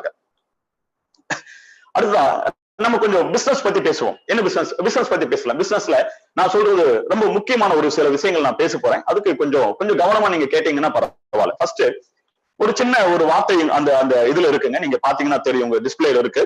அதை பத்தி நான் கொஞ்சம் எக்ஸ்பிளைன் பண்றேன். ரொம்ப முக்கியமான விஷயங்கள். ஏன்னா நம்ம வாழ்க்கையில சக்சஸ் ஆகணும் அப்படின்னா தாரக மந்திரம், டிரான்ஸ் இந்தியால எங்களுக்கு கொடுக்கப்பட்ட தாரக மந்திரம் இதுதாங்க. For things to change, you must change first.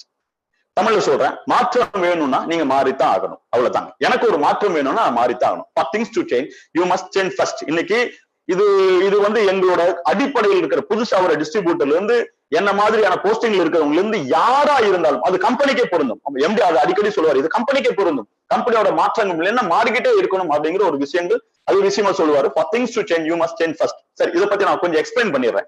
ஏன்னா இது ரொம்ப ஆழமான வார்த்தைகள். இது உங்களோட வாழ்க்கையில அடுத்த லெவல்ல கொண்டு போற வார்த்தைகள். அதனால இதை நான் கொஞ்சம் ஆழமா நான் பேசிட்டு அதுக்கப்புறம் நான் கொஞ்சம் இதுல இந்த கம்பெனில நம்ம சக்சஸ் பண்ணா என்ன பண்ணணும் அப்படிங்கறத பத்தி நான் அடுத்ததா பேசுறேன். For things to change, you must change first. இதை பத்தி நான் கொஞ்சம் பேசுறேன்.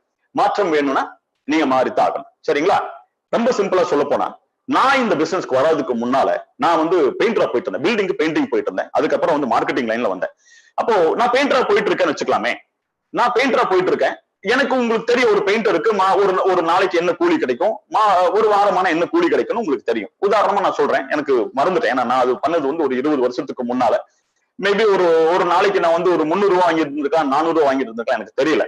சரி, 500 ரூபாய் வச்சுக்கலாம். இன்னைக்கு ஒரு பெயிண்டருக்கு ஒரு ஆவரேஜ் ஒரு 800 ரூபாய் கிடைக்குதுங்க. 800 ரூபாய் வாங்குற பெயிண்டர், அவர் சொல்றாரு நம்ம கிட்ட உங்க ஃப்ரெண்டு உங்க 800 ரூபாய் வாங்குற ஒரு பெயிண்டர் உங்களுக்கு தெரியும். அவர் சொல்றாரு, நான் 800 ரூபாய் வாங்கிட்டு இருக்கேன், பில்டிங்ல சாரத்துல ஏறி நான் பெயிண்டிங் பண்ணிட்டு இருக்கேன், நான் அடுத்த வருஷம் பென்ஸ் கார் வாங்கலான்ட்டு இருக்கேன் அப்படின்னு சொன்னா நீங்க நம்புவீங்களா? நம்ப முடியாது. ஏன்னா ஒரு பெயிண்டருக்கு என்ன வருமானம் வரும்னு தெரியும், இதே மாதிரி வேலை பண்ணாருன்னா அவருக்கு என்ன கிடைக்க போகுதுன்னு தெரியும். இப்படியே போனாருன்னா அவரோட அடுத்த வருஷ வாழ்க்கை எப்படி இருக்குன்னு நமக்கு எல்லாத்துக்குமே தெரியும். ஏன்னா நம்மளை சுத்தி நிறைய பேர் இருக்காங்க. அப்போ செய்யறதை செஞ்சுக்கிட்டு இருந்தா கிடைக்கிறதுதான் கிடைச்சுக்கிட்டே இருக்கும். ஒரு பெயிண்டர் வேலை செஞ்சுக்கிட்டு இருந்தா அடுத்த வருஷம் இதே 800 ரூபாய்க்கு மேல அவர் தாண்டவே மாட்டாரு. பென்ஸ் கார்டு வாங்குறதுங்கிறது நினைச்சு கூட பார்க்க முடியாது. அது ஒரு பைத்தியகாரத்தனம். ஒரு பெயிண்டரோ ஒரு கூலி வேலைக்கு போறவங்களோ நான் வாழ்க்கையில ஒரு 5 கோடி ரூபாய்க்கு வீடு கட்டிடுவேன்னு சொன்னா அது பைத்தியகாரத்தனம். செய்யறது அப்ப நமக்கு என்ன தெரியும்? செய்யறதை செஞ்சுக்கிட்டே இருந்தா கிடைக்கிறதா கிடைச்சுக்கிட்டே இருக்கும். நீங்க செய்யற விஷயங்கள்ல என்னைக்கு ஒரு மாறுதல் கொண்டு வரீங்களோ அன்னைக்கு தான் உங்களுக்கு கிடைக்கிற ரிசல்ட்டே மாறும். உங்களுக்கு மாற்றம் வேணுமா? நீங்க மாறி ஆகணும். நான் மாற மாட்டேன் சார், எனக்கு மாற்றம் மட்டும் வேறு சார், கிடைக்காது. ஏன்னா இன்னைக்கு நிறைய பேர்த்தோட பிரச்சனையே அதுதான். நான் எந்த வகையிலையும் மாற மாட்டேன், ஆனா எனக்கு மாற்றம் வேணும் அப்படின்னா அது சான்ஸே இல்லைங்க. அதுக்கு பேரு பைத்தியகார்த்தம், இன்சானிட்டின்னு சொல்றாங்க. சரிங்களா? அப்போ நான் மாறணும்னா எனக்கு என்னோட வாழ்க்கை தரம் மாறணும்னா நான் சில விஷயங்களை என்ன மாத்திக்கணும், மாத்தியே ஆகணும். மாற்றம் தான் வாழ்க்கையில உலகத்துல மாறாது. மாற்றம் அப்படிங்கிற வேர்டு, அந்த வேர்டு இருக்கு இல்லைங்களா, அந்த வேர்டு மட்டும் தான் மாறாது, எல்லாமே மாறிட்டு இருக்கும். ஏன் மாற்றம் வேணும் அப்படிங்கிறதுக்கு ஒரு சின்ன உதாரணம் மட்டும் சொல்றேன். நமக்கு எல்லாத்துக்குமே டைனோசர்ஸ் தெரியும். எல்லாரும் டைனோசர்ஸ் பத்தி நிறைய பார்த்திருக்கோம். ஜுராசிக் பார்க் அதெல்லாம் நிறைய ஸ்டீவன் ஸ்பீல்பர்க் உங்களுக்கு ஜுராசிக் பார்க் அருமையா காட்டிட்டார். ஜுராசிக் பார்க்ல அந்த டைனோசர்ஸ் பத்தி நிறைய காட்டிட்டாரு. இந்த டைனோசர் ஒரு 120 மில்லியன் வருடங்களுக்கு முன்னால இந்த உலகத்துல இருந்த ஒரு உயிரினம். அது கற்பனை எல்லாம் கிடையாது, உலகத்துல இருந்த ஒரு உயிரினம். டைனோசர்ஸ்ல நீங்க நிறைய பார்த்திருக்கீங்க. நிறைய சைஸ், நிறைய வெரைட்டி, நிறைய இருக்குங்க. நிறைய விஷயங்கள் இருக்கு, நிறைய கேட்டகரியில் இருக்கு. அதுல ஒரு பர்டிகுலர் ஒரு ஜீவராசி, அதுக்கு பேரு பிரேக்கியோசரஸ் அப்படின்னு ஒரு பர்டிகுலர் ஒரு டைனோசர்ல ஒரு வெரைட்டி பிரேக்கியோசரஸ் அப்படின்னு. அந்த பிரேக்கியோசரஸோட ஹைட் வெயிட் மட்டும் நான் சொல்றேன், ஜஸ்ட் கேளுங்க. அந்த ஒரு பிரேக்கியோசரஸோட ஹைட் எடுத்துட்டீங்கன்னா 1 to 2 ஒட்டை சிவிங்கி வச்சீங்கன்னா என்ன ஹைட்டோ அது ஒரு மிருகத்தோட ஹைட். 10 யானை வச்சீங்கன்னா, 8 to 10 யானை நீங்க ஒரு தராசுல வச்சீங்கன்னா இந்த பக்கம் ஒரே ஒரு பிரேக்கியோசரஸ் வச்சீங்கன்னா ஈக்குவல் ஆயிடும். ஏறக்குறைய 10 யானை வெயிட், 2 ஒட்டை சிவிங்கி ஹைட், வால் அது வாட்டுக்கு நீளமா போயிட்டே இருக்குங்க. வாலோட எனக்கு கணக்கு தெரியல. இதுதான் இந்த பிரேக்கியோசரஸ் அப்படிங்கிற டைனோசரோட மொத்த உருவம். இந்த மாதிரி நிறைய உருவங்கள் நிறைய இருந்துச்சு. 120 மில்லியன் வருடங்களுக்கு முன்னால மனிதன் தோன்றுவதற்கு பல மில்லியன் வருடங்களுக்கு முன்னால இந்த டைனோசர்ஸ் எல்லாம் இருந்துச்சு. சரி, என்னோட கேள்வி, எங்க போச்சு இந்த டைனோசர்லாம்? எங்க போச்சு அப்படின்னு ஒரு கேள்வி கேட்டீங்கன்னா இன்னைக்கு நிறைய பேருக்கு அந்த பதில் தெரியும், படிச்சிருக்கீங்க. எல்லாமே அழிஞ்சு போச்சு. ஏன் அழிஞ்சு போச்சு அப்படின்னு அடுத்த கேள்வி கேட்டீங்கன்னா சில பேருக்கு தெரியும், நிறைய பேருக்கு தெரியாம போயிருக்கலாம். அந்த 120 மில்லியன் வருடங்களுக்கு முன்னால ஒரு எரிக்கல் பூமி மேல அடிச்சதுங்க. அந்த எரிக்கல்லோட வெப்பம், அந்த சூழல் மாறுச்சு, அந்த மாற்றங்கள் வந்துச்சு. எங்க பார்த்தாலும் சுனாமி, எங்க பார்த்தாலும் தீ, எங்க பார்த்தாலும் புகை. இந்த மாதிரியான ஒரு விஷயங்கள் அன்னைக்கு நடந்துருச்சுங்க. இந்த விஷயத்தை தாக்கு பிடிக்க முடியாம அன்னைக்கு இருந்த எல்லா டைனோசர்ஸும் அழிஞ்சிச்சு. டைனோசர்ஸ் அழிஞ்சதுக்கான காரணமே இதுதான். எரிகள் அடிச்சதுதான். விண்மீன் எரிகள் மீட்டராய்டுன்னு சொல்லுவாங்க, ஆஸ்ட்ராய்டுன்னு சொல்லுவாங்க. இதுதான் அழிஞ்சதுக்கான காரணம். ஒரு இன்ட்ரெஸ்டிங்கான ஒரு விஷயம் சொல்றேன். 120 மில்லியன் வருடங்களுக்கு முன்னால டைனோசர்ஸ் கூடவே வாழ்ந்த ஒரு உயிரினம் இன்னும் அழியாம இருக்கு. நீங்களும் நானும் எல்லாருமே நம்ம பார்த்திருக்கோம் சார். 120 மில்லியன் வருடங்களுக்கு முன்னால இருந்த ஒரு உயிரினத்தை நம்ம பார்த்திருக்கோமா சார்? நாம பார்த்திருக்கோம், பழகி இருக்கோம், அது கூட போராடி இருக்கோம். என்னன்னு கேட்டீங்கன்னா ரொம்ப சிம்பிள், கரப்பாம்பூச்சிங்க, அவ்வளவு காக்ரோச். இன்னைக்கு உங்க வீட்லயும் எங்க வீட்லயும் அந்த சமையல் கட்டுக்குள்ள இருக்கிற கரப்பாம்பூச்சி 120 மில்லியன் வருடங்களுக்கு முன்னால டைனோசர்ஸ் கூடவே வாழ்ந்த ஒரு உயிரினம். அப்போ டைனோசர்ஸ் இந்த மிகப்பெரிய ஒரு பேரழிவுல இருந்து வெளியே வர முடியல, அது அழிஞ்சிருச்சு. ஆனா ஒரு கரப்பாம்பூச்சி வெளியே வந்துருச்சு. சயின்டிஸ்ட் ஏன் இந்த கரப்பாம்பூச்சி இன்னைக்கு உயிரோட இருக்கு, ஏன் அந்த அந்த அந்த ஒரு மாற்றத்தை தாண்டி இந்த கரப்பாம்பூச்சி நிக்குது அப்படின்னா சயின்டிஸ்ட் என்ன சொல்றாங்கன்னா, எந்த சூழல் மாறினாலும், எந்த ஒரு புற சூழல் மாறினாலும் அதுக்கு தகுந்தாற் போல, ஆங்கிலத்தில் ஒரு வார்த்தை சொல்லுவாங்க அடாப்டேஷன் சொல்லுவாங்க, அடாப்ட் ஆயிட்டு அதுக்கு தகுந்தாற் போல தன்னை தகவமைத்துக் கொண்டிருக்கிற இந்த உலகத்திலே அந்த கெப்பாசிட்டி இருக்கிற ஒரு உயிரினம் எடுத்துட்டீங்கன்னா கரப்பாம்பூச்சி தாங்க. இன்னும் பல மில்லியன் வருடங்கள் எடுத்துட்டீங்கன்னா கரப்பாம்பூச்சி உயிரோட இருக்கும். நாங்களும் ஏதாவது ஒரு மிகப்பெரிய ஒரு பேரழிவு வந்துச்சுன்னா நீங்களும் நானும் உயிரோடு இருக்குமா தெரியாது. இன்னைக்கு இந்த உலகம் உயிரோடு இருக்குமா தெரியாது. ஆனா கரப்பாம்பூச்சி எதையும் தாண்டி இருக்குன்னு சொல்றாங்க. ஒன்னே ஒண்ணுதாங்க நான் சொல்றது. இங்க நார்மலா சொல்லுவாங்க, ஒரு ஆங்கிலத்துல ஒரு வார்த்தை சொல்லுவாங்க, சைஸ் டசன்ட் மேட்டர்னு சொல்லுவாங்க. சரிங்களா? சைஸ் இல்லைங்க பிரச்சனை. 10 யானை வெயிட், 2 ஒட்டை சிவிங்கி ஹைட் காணாம போச்சு. ஒரே ஒரு மாற்றம் வந்துச்சுங்க, அந்த மாற்றத்துக்கு தாங்க முடியல, காணாம போச்சு. இன்னைக்கு ஒரு கரப்பாம்பூச்சி உயிரோடு இருக்கு. காரணம் என்னன்னா அந்த மாற்றத்தை கரப்பாம்பூச்சி ஏத்துக்குச்சு, தாங்குச்சு, மாற்றத்துக்கு தகுந்த மாதிரி அதை மாத்துச்சு. இன்னைக்கு கரப்பாம்பூச்சி உயிரோடு இருக்கு, மாற்றத்துக்கு தகுந்த மாதிரி மாற முடியல. ஒரு டைனோசர்னால காணாம போச்சு. டைனோசர் எல்லாத்தினாலையும் மாற்றத்துக்கு தகுந்த மாதிரி மாற முடியல, காணாம போச்சு. இன்னைக்கு உங்களுக்கு லைவா ஒரு உதாரணம் சொல்லணும்னா, எல்லாத்துக்கும் இன்னைக்கு செல்போன் இருக்குங்க, எல்லாருமே ஸ்மார்ட் போன் வச்சிருக்கோம். நீங்க எவ்வளவு பேர் நோக்கியா வச்சிருக்கீங்கன்னு எனக்கு தெரியல.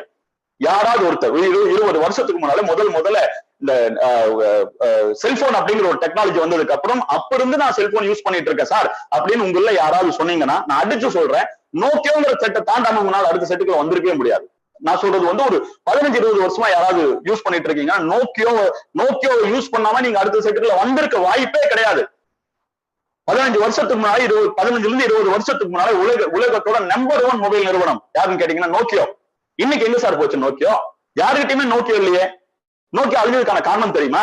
எல்லாத்துக்கும் நோக்கியா அழிஞ்சதுக்கான காரணம் நிறைய பேருக்கு தெரியாது. எவ்வளவு ஏன் சார் அவ்வளவு பெரிய கிங் மேக்கர் கிங் என்ன வேணாலும் சொல்லலாம், பேரரசங்க, எம்பையர், செல்போனோட எம்பையர் காணாம போயிட்டாங்க. காரணம் ஒண்ணுதாங்க, மாற்றம். மாறல. அந்த காலத்துல 15 வருஷத்துக்கு முன்னால ஆண்ட்ராய்டுன்னு ஒரு விஷயம் உள்ள வந்துச்சுங்க. சமுதாயத்துல ஆண்ட்ராய்டு வந்துச்சு. இந்த ஆண்ட்ராய்டுக்கு நோக்கியோ மாறல. வேற கம்பெனிகள் எல்லாம் மாறிட்டான். சாம்சங் மாறினா, இன்னைக்கு என்னென்ன கம்பெனி இருக்கோ எல்லாமே ஆண்ட்ராய்டுக்கு மாறினாங்க. நோக்கியோ மாறல. நோக்கியோ என்ன சொன்னா, எங்கிட்டயே ஒரு ஓஎஸ் இருக்கு, அதை வச்சு நான் பெரிய லெவல்ல டெவலப் ஆக வேணாம். இன்னைக்கு என்னாச்சு, மக்கள் ஆண்ட்ராய்டுக்கு போயிட்டாங்க. ஒவ்வொருத்தரும் ஆண்ட்ராய்டு போக போக போக அப்படியே அப்ப அந்த நோக்கியாவை அப்படியே தூக்கி, அந்த பேரரசனா இருந்த நோக்கியாவை தூக்கி டஸ்ட்பின்ல அப்படியே போட்டாங்க. இன்னைக்கு நோக்கியா காணோம்.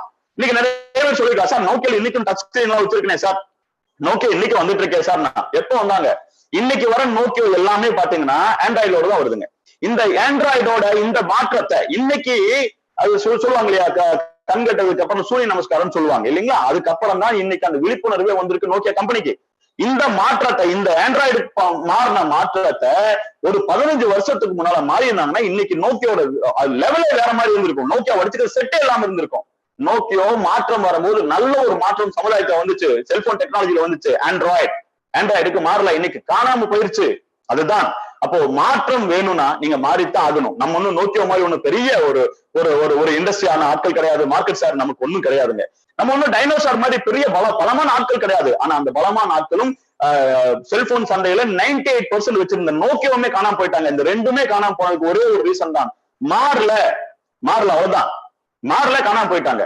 அப்போ சூழ்நிலைக்கு தகுந்த மாதிரி, நேரத்துக்கு தகுந்த மாதிரி நம்ம சில மாற்றங்களை நமக்குள்ள கொண்டு வரலைன்னா நம்ம இந்த சமுதாயத்துல காணாம போயிருவாங்க. அதனால தயவு செஞ்சு உங்களுக்கு அது பணத்துல சேஞ்சஸ் வேணுமா, இல்ல வாழ்க்கையில என்ன சேஞ்சஸ் வேணும், for things to change you must change first.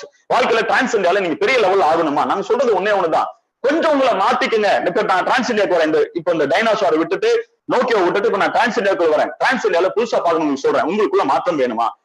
Sir நானும் ஒரு லக்ஸரி கார் எடுக்கணும் சார், நானும் ஒரு 3-4 கோடி ரூபாய்க்கு வீடு கட்டணும் சார், அட்லீஸ்ட் 1 கோடி ரூபாய்க்கு வீடு கட்டணும் சார். எல்லாமே பண்ண முடியும். இங்க எல்லாமே சாத்தியம். இங்க சம்பாதிச்சவங்க எல்லாம் அதி புத்திசாலிகளோ, ரொம்ப அறிவான ஆட்களோ, ரொம்ப படிச்சவங்களோ கிடையவே கிடையாது. நீங்க எங்களோட ஹிஸ்டரி எல்லாம் எடுத்து பாத்தீங்கன்னா, சம்பாதிச்சவங்களோட ஹிஸ்டரிய, இந்த டிரான்ஸ் இந்தியாவோட அச்சீவ் பண்ணவங்களோட ஹிஸ்டரி எடுத்து பாருங்க. அவங்க என்ன படிச்சாங்க, எல்லாத்தோட போன் நம்பர் இருக்கு, நீங்க அவங்களுக்கு போன் பண்ணி கேளுங்க, அவங்க என்ன படிச்சிருக்காங்கன்னு கேளுங்க. யாருமே மெத்த படிச்சவங்க கிடையாது, ஏதோ ஒரு சில ஆட்களை தவிர்த்து யாருமே ஒண்ணும் மெத்த படிச்சவங்க கிடையாது. ராஜா சார் படிச்சிருக்காரு, எம்பிஏ படிச்சிருக்காரு, MC சிவகுமார் அவரு நிறைய படிச்சிருக்காரு. நீங்க அவரோட இதுல பாத்தீங்கன்னா தெரியும், ஏகப்பட்ட படிப்பு படிச்சிருக்காரு. ஒரு 2 பேர், நானும் வெறும் BA தாங்க. துர்ராஜ் சார் ஒண்ணுமே படிக்கல. இன்னும் நிறைய பேர் சரவணன் நல்லா என்ன படிச்சிருக்காரு, சரவணன் BA படிச்சிருக்காருங்க. யாருமே பெருசா மெத்த படிச்சவங்க எல்லாம் கிடையாது. கரெக்டுங்களா? இன்னும் நீங்க இன்னும் கீழே டெப்த்ல போய் பாத்தீங்கன்னா ஒண்ணுமே படிக்காதவங்க இன்னைக்கு அச்சீவ் பண்ணிருக்காங்க. ஒரு எழுத்து கூட ஆங்கிலத்துல ஒரு எழுத்து கூட தெரியாதவங்க இன்னைக்கு 2 கார் வச்சிருக்காங்க டிரான்ஸ் இந்தியால. இவங்க சாத்தியம், இவங்க சம்பாதிக்கிறது எப்படி நடந்துச்சு அப்படின்னா, இவங்களோட வெற்றி எதாவது சாத்தியப்படுச்சுன்னா ஒன்னே ஒண்ணுதான், அவங்க மாத்திட்டாங்க, அவ்வளவுதான். டிரான்ஸ் இந்தியாவுக்குள்ள வரதுக்கு முன்னால அவங்க வேற, டிரான்ஸ் இந்தியாவுக்குள்ள வந்தாங்க. நான் ஒன்னே ஒண்ணு சொல்லி கொடுத்தோம், for things to change you must change ஃபர்ஸ்ட்னு சொல்லி கொடுத்தோம். சார் என்ன மாத்திக்கிற சார், வாழ்க்கையில சம்பாதிக்கணும் சார் அப்படின்னு சொன்னாங்க. அவங்கள மாத்திக்கிட்டாங்க. இன்னைக்கு வந்து டிரான்ஸ் இந்தியால அச்சீவரா இருக்காங்க. அப்ப டிரான்ஸ் இந்தியாவை நீங்க அச்சீவர் ஆகணும் அப்படின்னா ஒன்னே ஒண்ணு தாங்க. நீங்க ஒண்ணு பெருசா நிறைய விஷயங்கள் தெரிஞ்சுக்க வேண்டாம். நாங்க சொல்லித்தர விஷயங்களை கத்துக்கிட்டு உங்களை சில விஷயங்களை நீங்க மாத்திக்குங்க. நீங்க டிரான்ஸ் இந்தியாவோட மிகப்பெரிய அச்சீவரா அடுத்த 2 அல்லது 3 வருஷத்துக்குள்ள நீங்க மிகப்பெரிய கோடீஸ்வரனா கூட மாற முடியும். அப்போ சரி சார், நான் டைனோசார் பார்த்துட்டு சார் பயமா இருக்கு சார், நோக்கியோ பார்த்துட்டு சார் பயமா இருக்கு சார், சொல்லுங்க சார் நான் மாறிடுறேன் சார், நான் மாறுறேன்னா எனக்கு அச்சீவர் ஆக முடியும், நான் மாற்றேன், என்னால கண்டிப்பா நான் மாறுறேன் சார் அப்படின்னு உங்க மனசு சொல்லுச்சுன்னா நான் அடுத்த விஷயங்கள் பேசுறேன். அடுத்த விஷயங்கள் என்னன்னா 100% சக்சஸ். 100% சக்சஸ் இல்லைங்களா? இதுல மாறும்போது எது மாறிடும்? ஓகே, 100% சக்சஸ், 100% வெற்றி வேணும்னா நான் என்ன பண்ணணும்? இதுதான் நான் மாற்றத்தை பத்தி நான் பேசிட்டேன். மாற்றம் வேணும்னா நீங்க மாறித்தான் ஆகணும். அப்ப எந்தெந்த விஷயங்கள்ல நீங்க மாறினா உங்களுக்கு அந்த 100% சக்சஸ் அப்படிங்கிறது கிடைக்கும் அப்படிங்கிற விஷயத்தை பத்தி நான் கொஞ்சம் பேசுறேன். ஓகே சரி, ஃபர்ஸ்ட் ஒரு சில விஷயங்களை நான் அப்படியே ஒரு லிஸ்ட் போட்டிருக்கேன். அந்த லிஸ்ட்டை பாத்தீங்கன்னா 100% சக்சஸ் அப்படின்னு நான் பிரிச்சு போட்டிருக்கேன். அவ்வளவுதாங்க. DLIMCFT அப்படின்னு கொஞ்சம் சுருக்கமா சொல்றேன். நீங்க எழுதுறதா இருந்தா கொஞ்சம் எழுதிக்கலாம், ஒன்னும் தப்பு இல்லை. பட் ட்ரெஸ்ஸிங் அப்படி எல்லாம் எழுதணும் இல்லை, அந்த இனிஷியல் மட்டும் போட்டுங்க, இந்த பக்கம் மார்க் போட்டுருங்க, அவ்வளவுதான். இப்ப dressing, listing, inviting, meeting, counselling, follow up, train, இதுதான். இதுல இந்த விஷயங்கள்ல நீங்க கொஞ்சம் மாற்றம் கொண்டு வரணும். நமக்கு சில விஷயங்கள் முதலே தெரியும், அதை நீங்க கொஞ்சம் மாத்திக்கணும், அவ்வளவுதான். சில விஷயங்கள் தெரியாது, அதை கொஞ்சம் கத்துக்கணும். இப்ப சொல்லி இருக்கிற விஷயங்கள் மட்டுமே, இப்ப நீங்க புதுசா ஜாயின் பண்ணவங்க, புதுசா பார்த்துட்டு இருக்கிறவங்க, நீங்க இங்க சொல்லி இருக்கிற விஷயங்களை மட்டுமே உங்களோட அப்ளைனோட கைடன்ஸ்ல நீங்க கத்துக்கிட்டீங்கன்னா நீங்க ஒரு மிகப்பெரிய வெற்றியாளராக மாற முடியும். சரி, இப்ப இங்க இருக்கிறத ஒவ்வொன்றா நான் சொல்றேன். சரி, ஃபர்ஸ்ட் என்ன பேசணும் அப்படின்னா ட்ரெஸ்ஸிங். முதல் மாற்றம் எங்க வரணும்னா ட்ரெஸ்ஸிங் சென்ஸ். ட்ரெஸ்ஸிங் சென்ஸ்ல என்ன சார் பண்ணணும் அப்படின்னா, இப்போ நான் பேசிட்டு இருக்கேன், நீங்க என்னோட உருவத்தை நீங்க பாக்குறீங்க, ஒரு சின்ன ஸ்கிரீன்ல பாக்குறீங்க. இப்ப நான் பெரிய அச்சீவருங்கன்னு சொல்றேன். அச்சீவர்னு சொல்லிட்டு நான் வந்து ஒரு டிஷர்ட் போட்டிருக்கேன், நான் லுங்கி ஒண்ணு கட்டியிருக்கேன். லுங்கி கட்டிட்டு நான் ஒரு டிஷர்ட்டை போட்டு நான் உங்ககிட்ட வந்து சொல்றேன், சார் நான் வந்து பெரிய அச்சீவருங்க, நான் பெரிய காரெல்லாம் வாங்கியிருக்கேன், பெரிய லெவல்ல வீடு கட்டியிருக்கேன்னா உங்களால நம்ப முடியுமா? நம்பவே முடியாது. ஏன்? நான் சொல்றது நீங்க நம்பணும், ஆனா நம்ப முடியாது. ஏன்னு கேட்டீங்கன்னா என்னோட வாய் ஒண்ணு சொல்லுது, பட் என்னோட ட்ரெஸ்ஸிங் சென்ஸ் பாத்தீங்கன்னா ஒரு லுங்கி கட்டிட்டு ஒரு டிஷர்ட் போட்டு ஒரு இடத்துல வந்து பேசிட்டு இருக்கிறவன் ஒரு அச்சீவரா இருப்பானா அப்படிங்கிற ஒரு மைண்ட்ல உங்களுக்கு ஓடிட்டே இருக்கும். அப்போ ஒரு மனுஷனை ஃபர்ஸ்ட் பார்த்தோன்னே இவர் இப்படித்தான் இருப்பாரு அப்படிங்கிறதுக்கு தூண்டுகோலா இருக்கிற மெயின் விஷயம் என்னன்னு கேட்டீங்கன்னா ட்ரெஸ்ஸிங் சென்ஸுங்க. முதல்ல உங்க ட்ரெஸ்ஸிங் சென்ஸை மாத்தணும். ஏன் சார் ட்ரெஸ்ஸிங் சென்ஸை மாத்தணும் அப்படின்னா, நம்ம இன்னைக்கு ஒரு வீட்டுக்கு போய் பேசணும், சரிங்களா? ஏன்னா நெட்வொர்க் மார்க்கெட்டிங் அப்படிங்கிறது, டிரான்ஸ் இந்தியாங்கிறது உங்க ஆபீஸ்க்குள்ளே உட்காந்து பண்ணிட்டு இருக்கிற ஒரு விஷயம் கிடையாது. நீங்க ஒருத்தட்ட போய் இந்த பிசினஸ் புரிய வைக்கணும், சரிங்களா? புரிய வைக்கிறதுக்கெல்லாம் முயற்சி பண்ணணும். அவங்க வீட்டுக்கு போகணும், அவங்க வீட்டுல வந்து தெரியாத ஆட்களை சந்திக்கணும், நிறைய விஷயங்கள் பேசணும். அப்போ தெரியாத ஒரு வீட்டுக்கு போகணும் அப்படின்னா உங்களோட ட்ரெஸ்ஸிங் சென்ஸ் நல்லா இருந்தா தான் சில பேர் வீட்டுக்குள்ளே விடுவாங்க. நம்ம மத்த ஊர்களை பத்தி தெரியல எனக்கு. கோயம்புத்தூரை பத்தி சொல்றேன். கோயம்புத்தூர்ல கொஞ்சம் உங்களோட ட்ரெஸ்ஸிங் சென்ஸ் நீங்க கசகசம் இருந்தீங்கன்னா வீட்டுக்கு விட மாட்டாங்க. இதுதான் நீங்க நார்மலா எல்லாத்துக்கும் தெரியுமே, இது எல்லாத்துக்கும் தெரியும் கோயம்புத்தூரோட மென்டாலிட்டி பத்தி. கொஞ்சம் உங்க ட்ரெஸ்ஸிங் சென்ஸ் சரியில்லைனாவே வீட்டுக்கு விட மாட்டாங்க, அப்படியே திண்ணையிலே உட்கார வச்சு பேசி அனுப்பிச்சிருவாங்க. அதுதான் கோயம்புத்தூர். நல்லா டீசன்ஸ் எதிர்பார்ப்பாங்க, வார்த்தையிலையும் டீசன்ஸ் எதிர்பார்ப்பாங்க, ட்ரெஸ்ஸிங்லயும் டீசன்ஸ் எதிர்பார்ப்பாங்க. எல்லா ஊர்லயும் அப்படித்தான். அதனால ஃபர்ஸ்ட் நீங்க மாத்த வேண்டியது உங்க ட்ரெஸ்ஸிங் சென்ஸ். அதுக்காக இப்பவே போய் ஒரு காஸ்ட்லியான கோட் ஷூட் எடுத்துருங்க, ஒரு காஸ்ட்லியான ட்ரெஸ் எடுத்துருங்க, ஒரு நல்ல ஒரு சுடிதார் எடுத்துருங்க, நல்ல ஒரு சாரி எடுத்துருங்க, அப்படியெல்லாம் சொல்லிங்க. நம்ம வீட்டுல ஒரு டீசென்டான ஒரு ட்ரெஸ் இருக்கும், ஒரு நல்ல ஒரு சுடிதார் இருக்கும், அடுத்தவங்க கண்ணை உறுத்தாத அளவுக்கு ஒரு ஷர்ட் இருக்கும், அதை எடுத்து முதல்ல போட்டுக்கணும், அவ்வளவுதான். பாக்குறீங்க, நீங்க கண்ணாடியில பாத்தீங்கன்னா ஓரளவுக்கு நான் நீட்டா இருக்கேன் அப்படிங்கிறது உங்களுக்கு அந்த விஷயம் தெரிஞ்சா போதுங்க. நீங்க அந்த ட்ரெஸ் பண்ணிட்டு கிளம்பும் போது உங்க வீட்டுல உங்க அம்மாவோ அப்பாவோ உங்க ஒய்ஃபோ உங்க ஹஸ்பண்டோ பார்த்துட்டு என்ன இன்னைக்கு டீக்கா கிளம்பிட்ட அப்படிங்கிற சொல்ற அளவுக்கு நீங்க கிளம்புனீங்கன்னா போதும், அவ்வளவுதான். அப்போ உங்களை நீங்க கண்ணாடியில் பாருங்க, நான் கொஞ்சம் ஸ்மார்ட்டா இருக்கேனா அப்படிங்கறத பாத்துங்க. நீங்க காஸ்ட்லியான ட்ரெஸ் போட்டாதான் ஸ்மார்ட்டா ஆகணும் அப்படிங்கிற எந்த அவசியமும் கிடையாதுங்க. உங்களுக்கு இருக்கிற ஒரு நல்ல ட்ரெஸ் குவாலிட்டி எடுத்துங்க. முடிஞ்ச அளவுக்கு நாங்க சொல்றது என்னன்னா, கசகசனா அடுத்தவங்க கண்ணை அடிக்கிற அளவுக்கு ட்ரெஸ்ஸிங் பண்ண வேண்டாம். ஏன்னா நீங்க இன்னொரு இடத்துல போய் ஒரு வீட்டுல உட்காந்து ஒரு ட்ரெஸ்ஸிங் ஒரு பிசினஸ் விஷயமா பேசுறீங்க. பிசினஸ் விஷயமா பேசும்போது அவங்களோட கவனம் உங்களோட ட்ரெஸ்ல இருக்கக்கூடாது. அதுதான் சிம்பிள். நாங்க நார்மலா பாத்தீங்கன்னா எங்க டிரான்ஸ் இந்தியால நாங்க எல்லாத்துக்குமே நாங்க ரெக்கமெண்ட் பண்றது ஒயிட் ஷர்ட். ஆம்பளைகளுக்கு ஒயிட் ஷர்ட் பண்றோம். நார்மலா லேடிஸ் வந்து லைட் கலர்ல ஒரு ட்ரெஸ்ஸிங் வச்சிருப்பாங்க. நீங்க நார்மலா பார்த்தா தெரியும். இதோட பேக்ரவுண்ட் என்னன்னு கேட்டீங்கன்னா, இதோட அர்த்தம் என்னன்னு கேட்டீங்கன்னா, நாங்க வந்து பேசும்போது எங்களோட ட்ரெஸ்ஸிங் சென்ஸ் உங்க கண்ணை உறுத்தக்கூடாது அப்படிங்கிற ஒரு மெசேஜ் தான் நான் எல்லாத்துக்கும் சொல்றேன். அவ்வளவுதான். அது நீங்க ஸ்டேஜ்ல இருந்து பேசுறாலும் சரி, ஒன் டு ஒன் பேசுறாலும் சரி, நீங்க முதல்ல மாத்த வேண்டியது உங்களோட ட்ரெஸ்ஸிங் சென்ஸ். ட்ரெஸ்ஸிங் மாத்துங்க. நீங்க நீட்டா இருங்க, ஸ்மார்ட்டா இருங்க. நீங்க வெளியே போகும்போது உங்க வீட்டுல இருக்கிறவங்க ஸ்மார்ட்டா இருக்க சொன்னா அந்த ஒரு வார்த்தை போதுங்க. நீங்க வெளியே வரும்போது உங்க அப்ளைன் கூட நீங்க கான்டாக்ட் பண்ணுவீங்க, அப்ளைன் கூட போவீங்க. அவரு நல்லா இருக்குங்க, நீட்டா இருக்குங்க ட்ரெஸ்ஸிங், அது போதுங்க. காஸ்ட்லியா இருக்கணும், மறுபடியும் சொல்றேன், காஸ்ட்லியா இருக்கணுங்கிற அவசியம் இல்ல. நீட்டா இருக்கிறது வேற, காஸ்ட்லியா இருக்கிறது வேற. காஸ்ட்லியா கசகசன் சட்டை கூட போட முடியும். பயங்கர காஸ்ட்லியா கசகசன்னு தாறுமாறா சட்டை கூட போட முடியும். ஒண்ணுமே இல்லாம சும்மா ஒரு 100-150 ஒரு அழகான அருமையான ஒரு ஒயிட் ஷர்ட் போட முடியும். அவ்வளவுதான். இந்த மாதிரி முதல்ல நீங்க மாத்த வேண்டியது உங்க ட்ரெஸ்ஸிங் சென்ஸ். அவ்வளவுதான். மாத்திருங்க. ஃபர்ஸ்ட் முதல் மாற்றம் இங்க உங்க ட்ரெஸ்ஸிங்ல வேணும். அடுத்த மாற்றம் இங்க வரணும்னா, அடுத்த மாற்றம் இல்ல, நீங்க கொஞ்சம் விஷயங்கள் தெரிஞ்சுக்கணும். என்ன விஷயம்னா, லிஸ்டிங் இருக்கு. ரொம்ப முக்கியமான ஒரு ஆணிவேர் இருந்தாங்க. நம்ம டிரான்ஸ் இந்தியால நெட்வொர்க் மார்க்கெட்டிங்ல நீங்க அடுத்த லெவல்ல போனா ஆணிவேர் அப்படிங்கிறது லிஸ்டிங் தான். நீங்க என்ன பண்ணணும்னா, ஃபர்ஸ்ட் ஒரு டைரி வாங்கிடுங்க. டைரியை வாங்கி கம்ப்ளீட்டா அந்த டைரியோட பக்கத்துல முதல் பக்கத்துல ஒரு கோடு போடுங்க. 100-150 பேர்த்தோட லிஸ்ட் பேரை நீங்க அந்த டைரியில எழுதணும். என்ன எழுதணும்? பேர் எழுதுங்க, மொபைல் நம்பர் எழுதுங்க, அவங்கள பத்தி, அவங்க ஏரியா எங்க ஏரியா அப்படிங்கிறது மட்டும் எழுதுங்க. போதுங்க. இந்த 150 பேரு, சார் 150 பேரு தெரியாதே சார் அப்படின்னீங்கன்னா, யாருக்குமே சொல்றேன், 150 பேர்த்த தெரியாம யாருமே இருக்க முடியாதுங்க. உங்களோட போன் லிஸ்ட் எடுத்து பாருங்க, உங்க போன் புக் எடுத்து பாருங்க, கண்டிப்பா உங்க போன் புக்ல 100 பேருக்கு மேல இருக்குங்க. அவ்வளவுதாங்க. உங்களை தெரிஞ்சவங்க, உங்க ஃபேமிலிக்கு தெரிஞ்சவங்க. மறுபடியும் சொல்றேன், இதுல ஒரு சின்ன விஷயம். நீங்கன்னு சொல்றது வந்து, நீங்கிறது வந்து நீங்க ஜாயின் பண்ணிருக்கீங்க இல்லையா, உங்களை மட்டும் இல்ல, உங்க ஃபேமிலியும் நான் சேர்த்து சொல்றேன். இன்னைக்கு நான் ஜாயின் பண்ணிருக்கேன்னா, இந்த பிசினஸ் என்னோட ஃபேமிலி பிசினஸ்ங்க. இன்னைக்கு நான் சம்பாதிச்சேன்னா அது அனுபவிக்கிறது என் ஃபேமிலி தான் அனுபவிக்கிறது. அதனால நீங்கிறது நீங்க மட்டும் இல்ல, உங்க குடும்பம். கரெக்டுங்களா? அப்போ நீங்க என்ன பண்ணணும்னா, நீங்கன்னா உங்க குடும்பம் லிஸ்ட போடுங்க. நீங்க அம்மாட்ட சொல்லுங்க, அப்பாட்ட பேசுங்க, அண்ணங்கிட்ட பேசுங்க, யார் உங்க வீட்டுல இருக்கிற ஒரு 18 வயசுக்கு மேல இருக்கிற ஆட்கள்கிட்ட பேசுங்க. நான் இந்த மாதிரி டிரான்ஸ் இந்தியால வியாபாரம் எடுத்திருக்கேன், இந்த ப்ராடக்ட் எடுத்திருக்கேன், இந்த ப்ராடக்ட் டீலர்ஷிப் எடுத்திருக்கேன், இந்த ப்ராடக்ட்டை நான் வந்து ப்ரொமோட் பண்ணணும். அப்பா உங்களுக்கு தெரிஞ்சவங்களுக்கு சொல்லுங்க, அம்மா உங்களுக்கு தெரிஞ்சவங்களுக்கு சொல்லுங்க. நீங்க கேட்டீங்கன்னா அட்டகாசமா ஒரு லிஸ்ட் ரெடி ஆகுங்க. சரிங்களா? அவ்வளவுதான் லிஸ்ட், வேற ஒண்ணுமே இல்ல.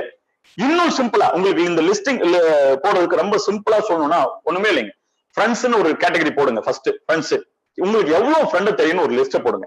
உங்க ஃப்ரெண்ட்ஸ்ன்னு எடுத்துட்டீங்கன்னா நிறைய பேருக்கு ஒரு 30-40 பேருக்கு மேல எழுதுவாங்க, சில பேர் 50 எழுதுவாங்க. ஃப்ரெண்ட்ஸ். உங்க ரிலேஷன் எடுங்க, உங்க ரிலேஷன்ல எவ்வளவு பேர் தெரியும் பாருங்க.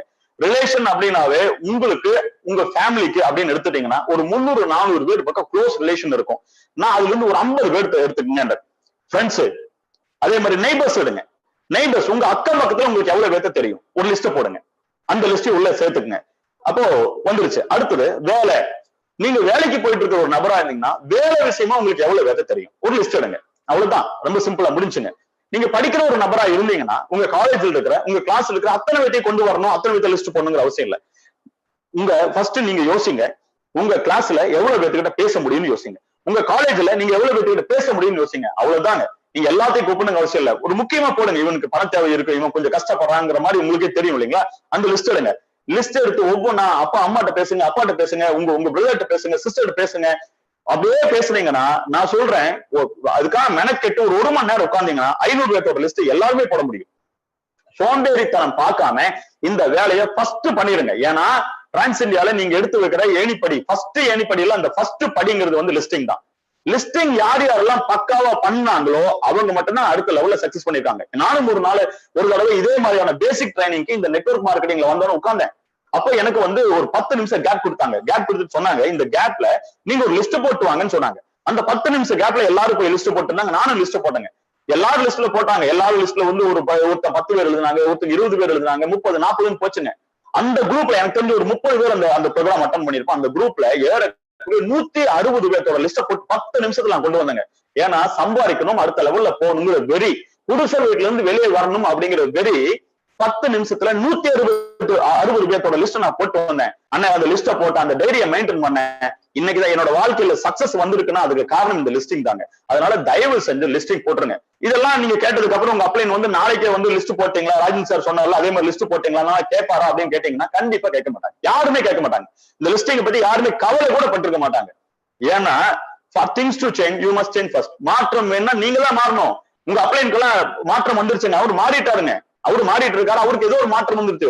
உங்களுக்கு மாற்றம் வேணுமா, நீங்க மாறிக்கணும். அதனால யாராவது கேட்டா தான் நம்ம பண்ணணும் அப்படிங்கிறது ஸ்கூல் லைஃப், காலேஜ் லைஃப் அதெல்லாம் விட்டுட்டு வந்து இது நம்ம பிசினஸ்க்கா வந்திருக்கோம்.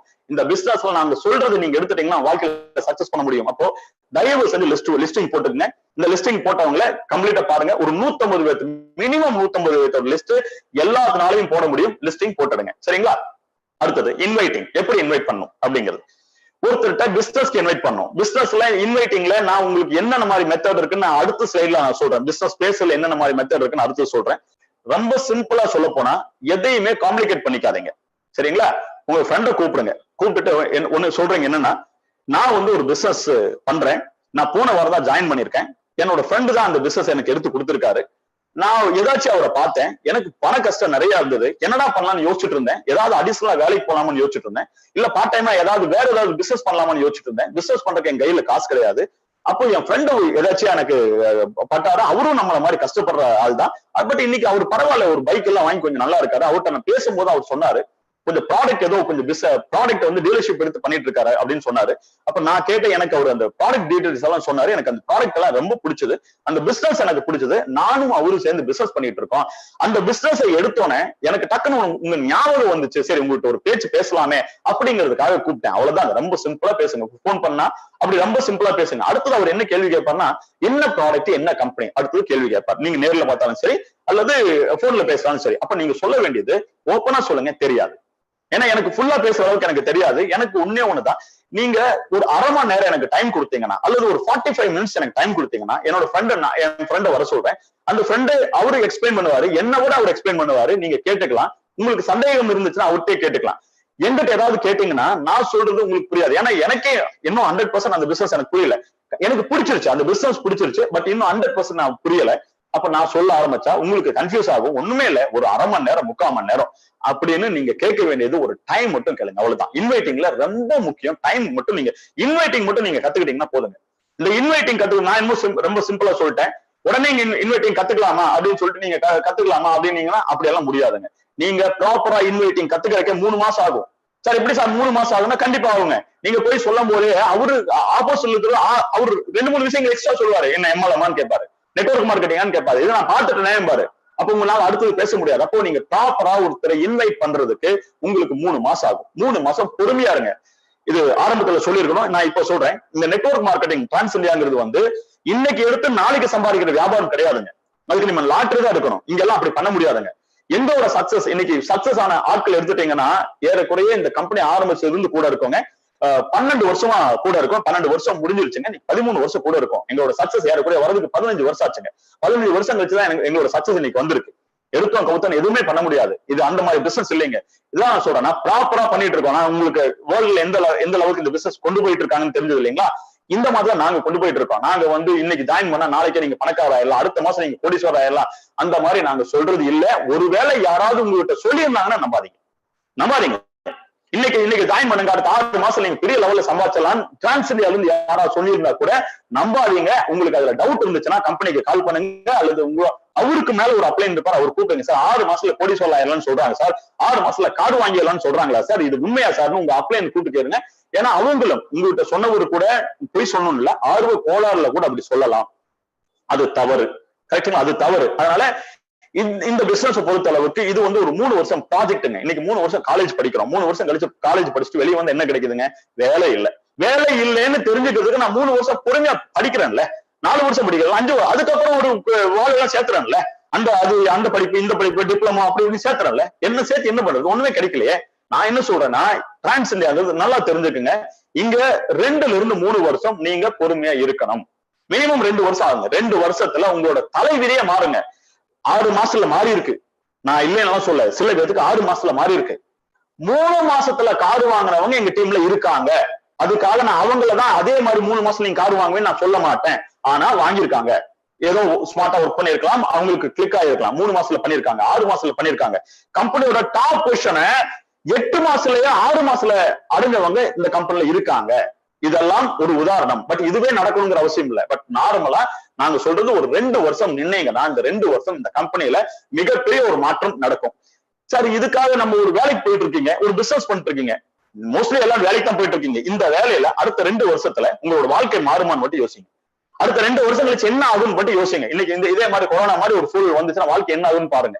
அதனால நீங்க யோசிச்சு பாத்தீங்கன்னா தெரியும், கடந்த 5 வருஷம் ஆச்சு, என்ன ஆயிருக்கு, வாழ்க்கை ஒன்னும் மாறல. கடந்த 10 வருஷம் ஆச்சு, 10 வருஷம் ஒர்க் பண்ணியாச்சு, வாழ்க்கையில என்ன மாற்றம் வந்துச்சு, ஒரு மாற்றம் இல்ல. அப்போ நான் சொல்றது ஒரு 2 வருஷம் கூட நில்லுங்க, 2 வருஷம் அமைதியா இருங்க. 3ல இருந்து 6 மாசம் உங்களுக்கு பினான்சியலா ஒரு மாற்றம் தெரியறதுக்கு 3ல இருந்து 6 மாசம் ஆகுங்க. 6 மாசம் நீங்க இந்த கம்பெனில நிலைச்சு நின்னீங்கன்னாவே 6 மாசத்துக்கு அப்புறம் உங்களுக்கு வார வருமானம் வர ஆரம்பிச்சிருங்க. அதனால தவறே இல்லை. நீங்க இந்த இன்வைட்டிங் கத்துக்கிறதுக்கு ஒரு 3 மாசம் ஆகும். பொறுமையா இருங்க. நான் சொல்லித்தர பேசிக் விஷயங்களை தெரிஞ்சுக்குங்க. உங்க அப்பாயின் கிட்ட நீங்க டெப்தா கேளுங்க. ஏன்னா இது வந்து ஒரு ஒரு இன்டராக்டிவான செஷன் கிடையாது. ஒரு வேலை இன்டராக்டிவான செஷன்னா இன்னும் இந்த இன்வைட்டிங்ல நான் கொஞ்சம் இன்னும் கூட டெப்தா நான் சொல்லித்தர முடியும். இது இன்டராக்டிவ் செஷன் கிடையாது. அப்படிங்கறதுனால உங்க அப்பாயின் கிட்ட நான் பேசிக் சொல்லியிருக்கேன். இன்னொன்னு சொல்லிடுறேன், ஒரு டிப்ஸ் சொல்லிடுறேன்.